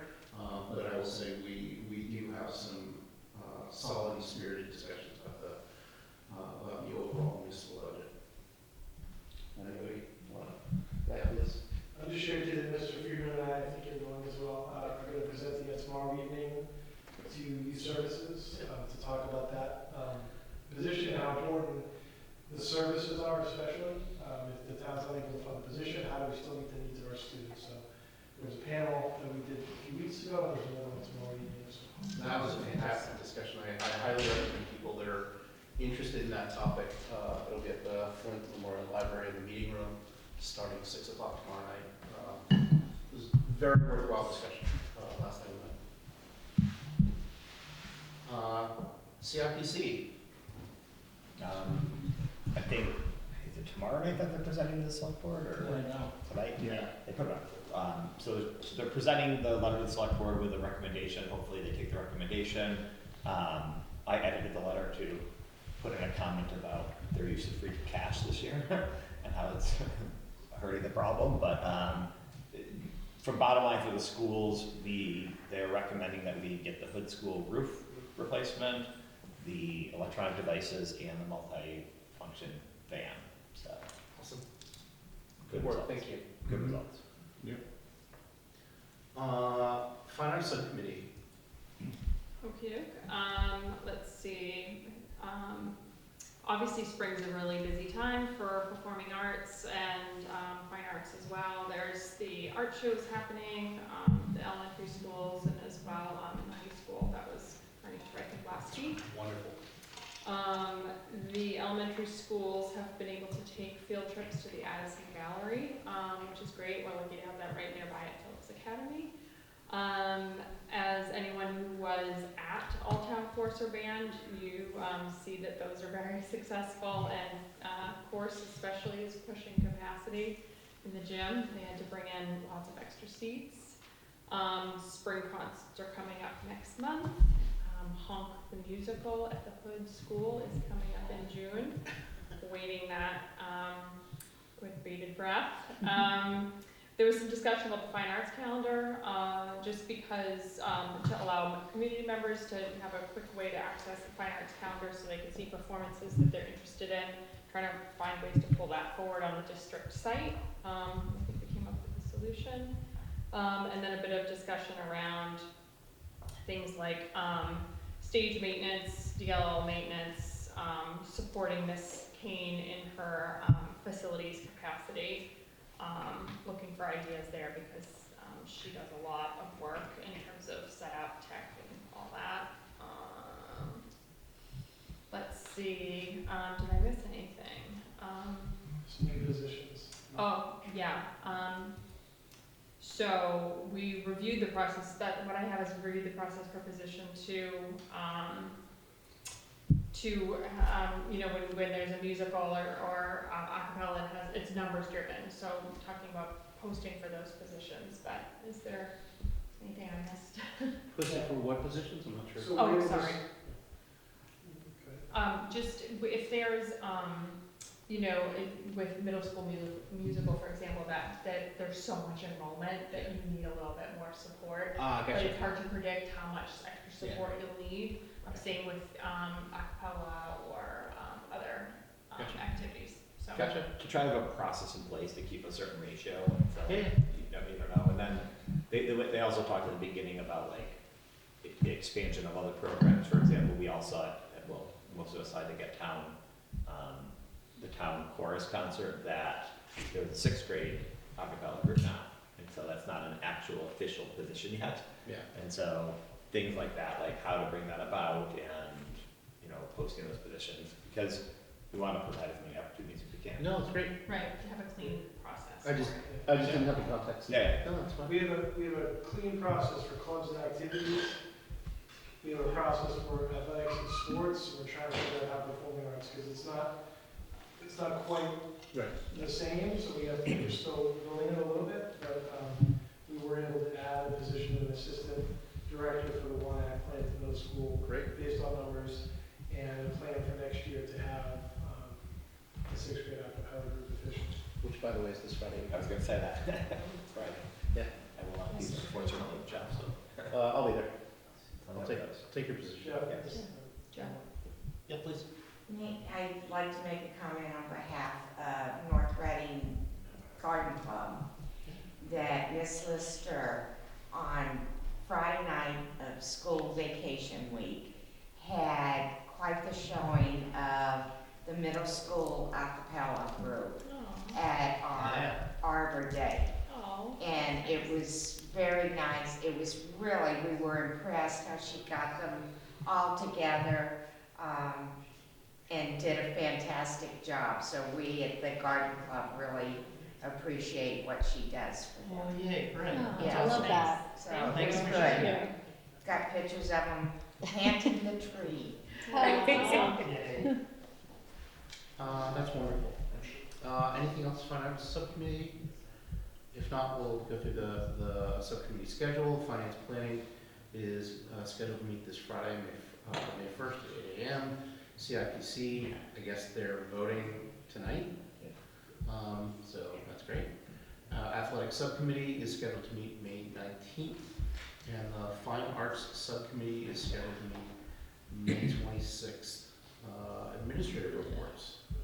Sure, just the updates from each school. So Jay Turner Hood has shared a lot here, and they have the Pam Oliver Time Capsule Celebration on February 12th. They opened up the time capsule from 1981. So a beloved educator in her class, and so they were able to find some interesting footnotes there. Some of those were brought to us to share and to see as well.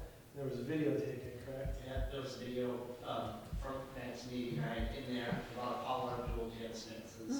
That's amazing. And then we videoed what we did and put it back in QR. Oh, wow. So one of our teachers, Jess Gioli, and former student Peter Papasilio, who's a sibling of a former school committee member, were able to be a part of that. Fairness Some of our other to teachers, we found some. Also my neighbor. Yeah, we found some writings and things from there, so it's really pretty exciting. As mentioned earlier, the first grade show Squirm was a tremendous success. Student council, as we saw tonight, some incredible Let's Go Groovy Day. Kindergarten milestones, they had the 100th day of school with parades, and creative outfits made of 100 items.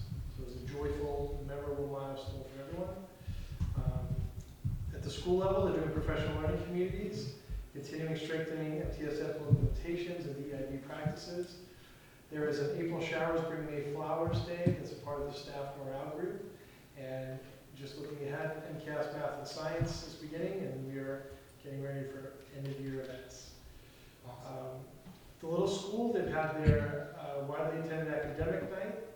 They took selfies with Lucky in the lab. There were classroom visits, showcasing student learnings, a book sale in the cafeteria, and a chance to look at all the wonderful student artwork. There was a first ever cultural curiosity event to celebrate the new lunar year. This was led in partnership with families who celebrate this holiday. And there was a performance from the Northeastern University Dragon and the Lion Dance Troupe. Authentic Chinese cuisine, lantern making, Chinese calligraphy, and New Year's wishes. There was an all-school field trip in March to the Stone Theater, where students and staff enjoyed a live musical performance. And again, there have been all students engaged in math and reading challenges.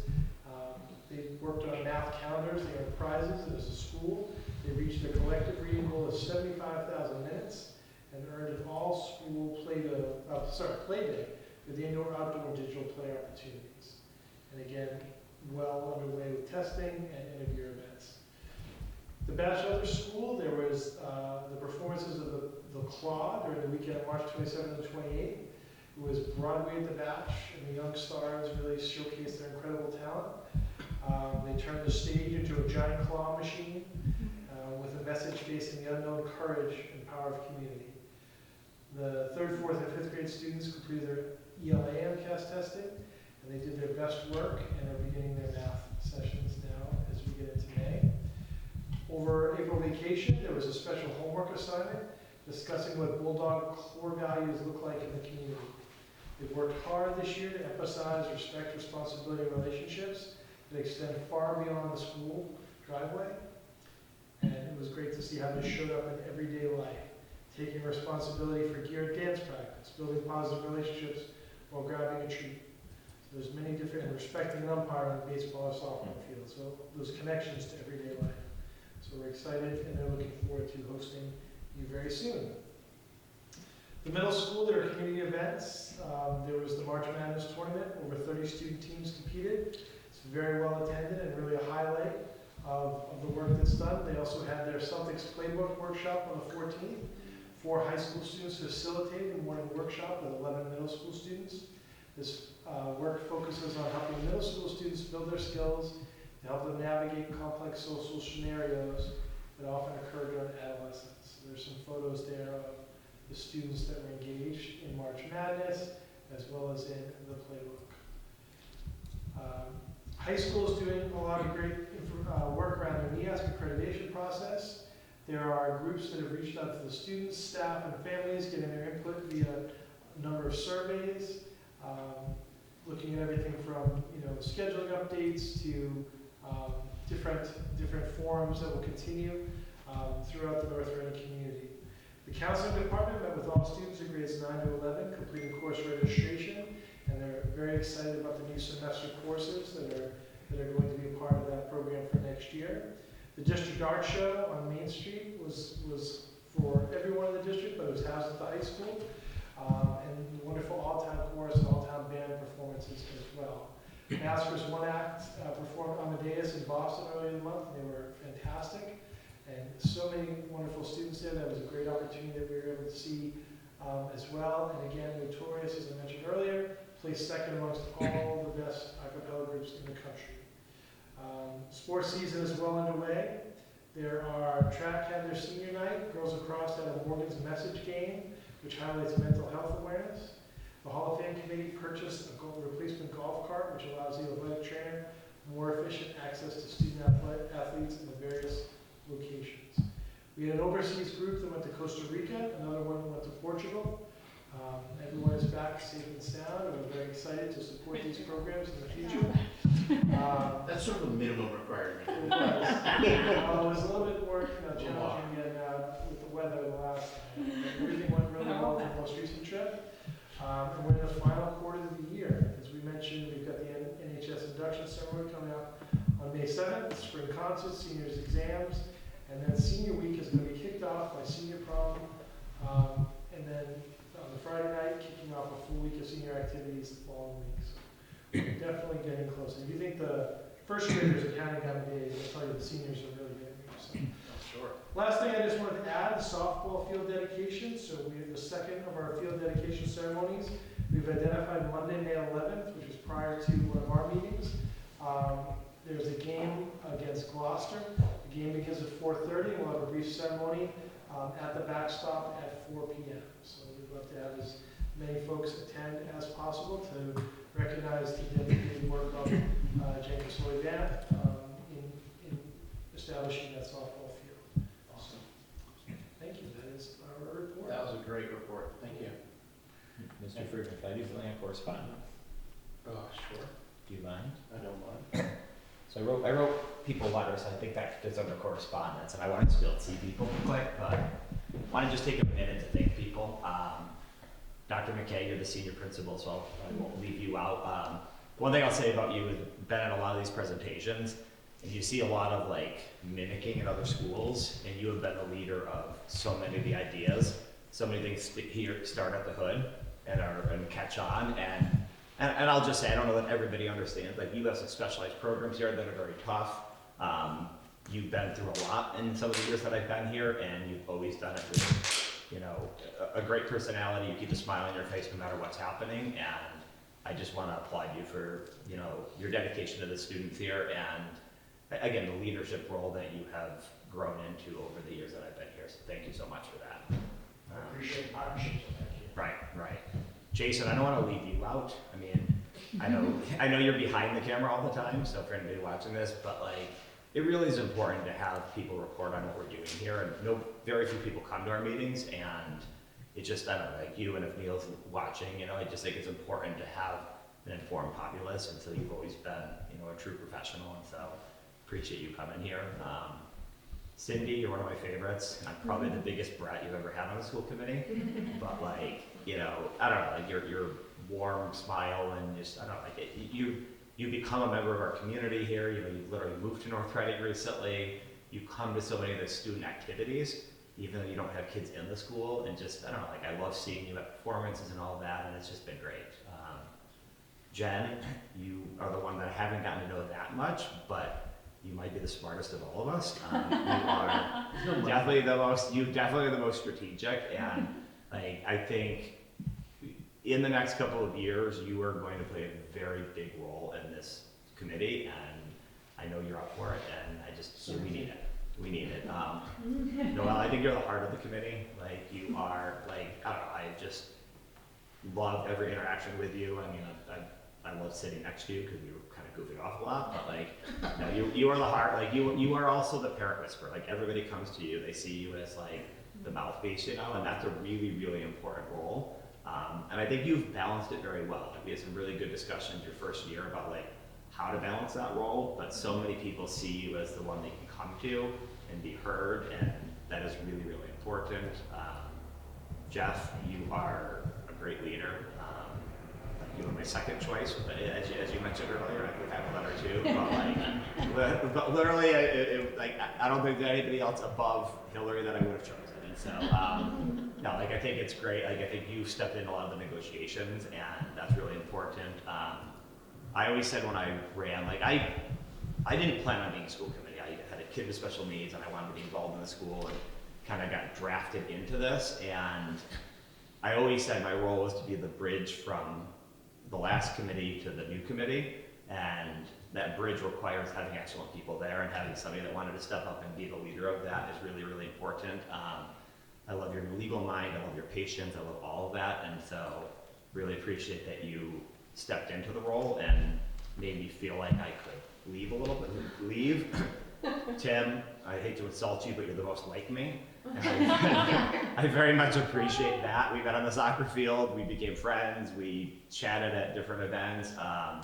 You know, I hate that Rich got kicked out by you and Jen, but at the same time, you guys have been great additions, and I don't know, like, I just think you are the one that will ask the hard question and will push it, and we need that. We really need that. I think we can't be bullied by, you know, the other side of the budget, and I think you'll be a really important person to hold the line there.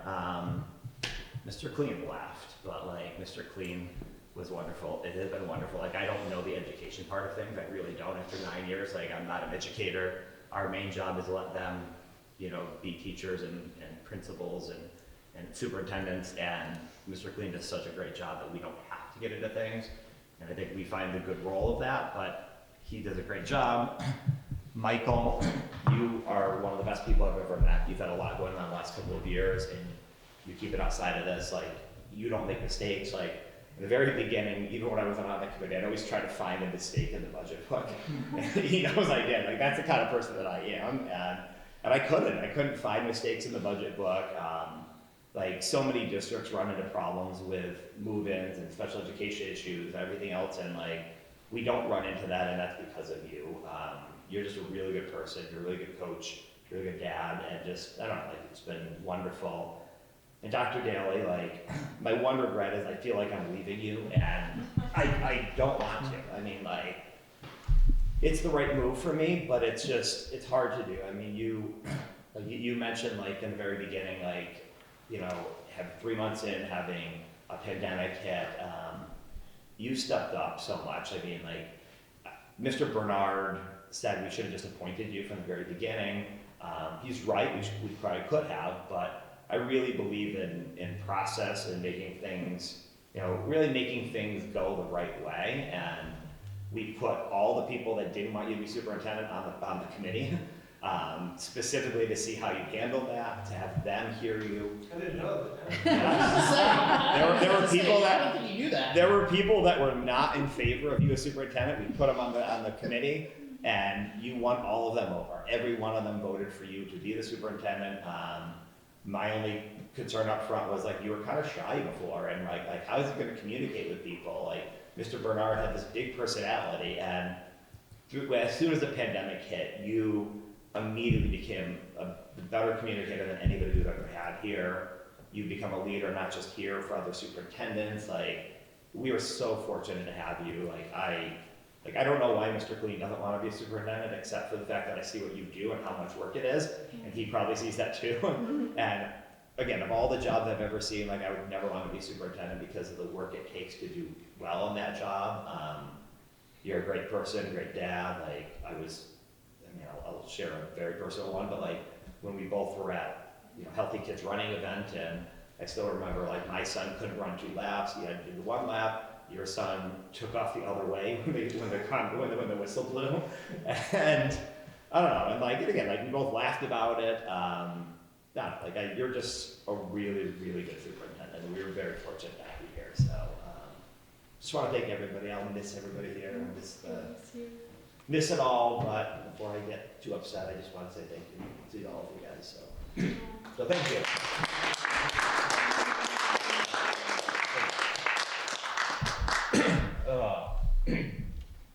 Is that the end of Okay. correspondence? End of correspondence, yes. That was wonderful, thank you.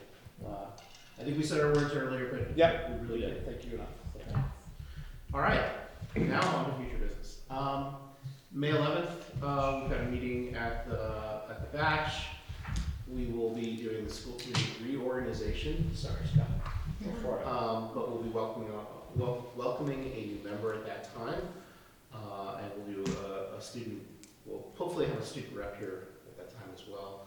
And then after that, is it 1 week difference? Yeah, I think it's because Memorial Day. Oh, right. Okay. You have to have a meeting after the Yeah. reorg. Okay, so May 18th at the little school. And we'll do the Batch and little school presentations respectively at those meetings. And by the way, for those of you who don't think that adults use fidgets, these things have been twirling in my fingers ever since I got my hands on. And I think that's it for tonight. Are we going to executive? No. Yeah. Okay, so let's have a motion to close this out. Move to adjourn. Second. We have a motion, we have a second. Any discussion? Hearing none. All those in favor say aye. Aye. All those opposed? Nay. What? One last time? No. Yeah, he just wants to, give it to you. 4-1 approved. And we'll close the meeting at 8:46. Thank you very much. Yeah.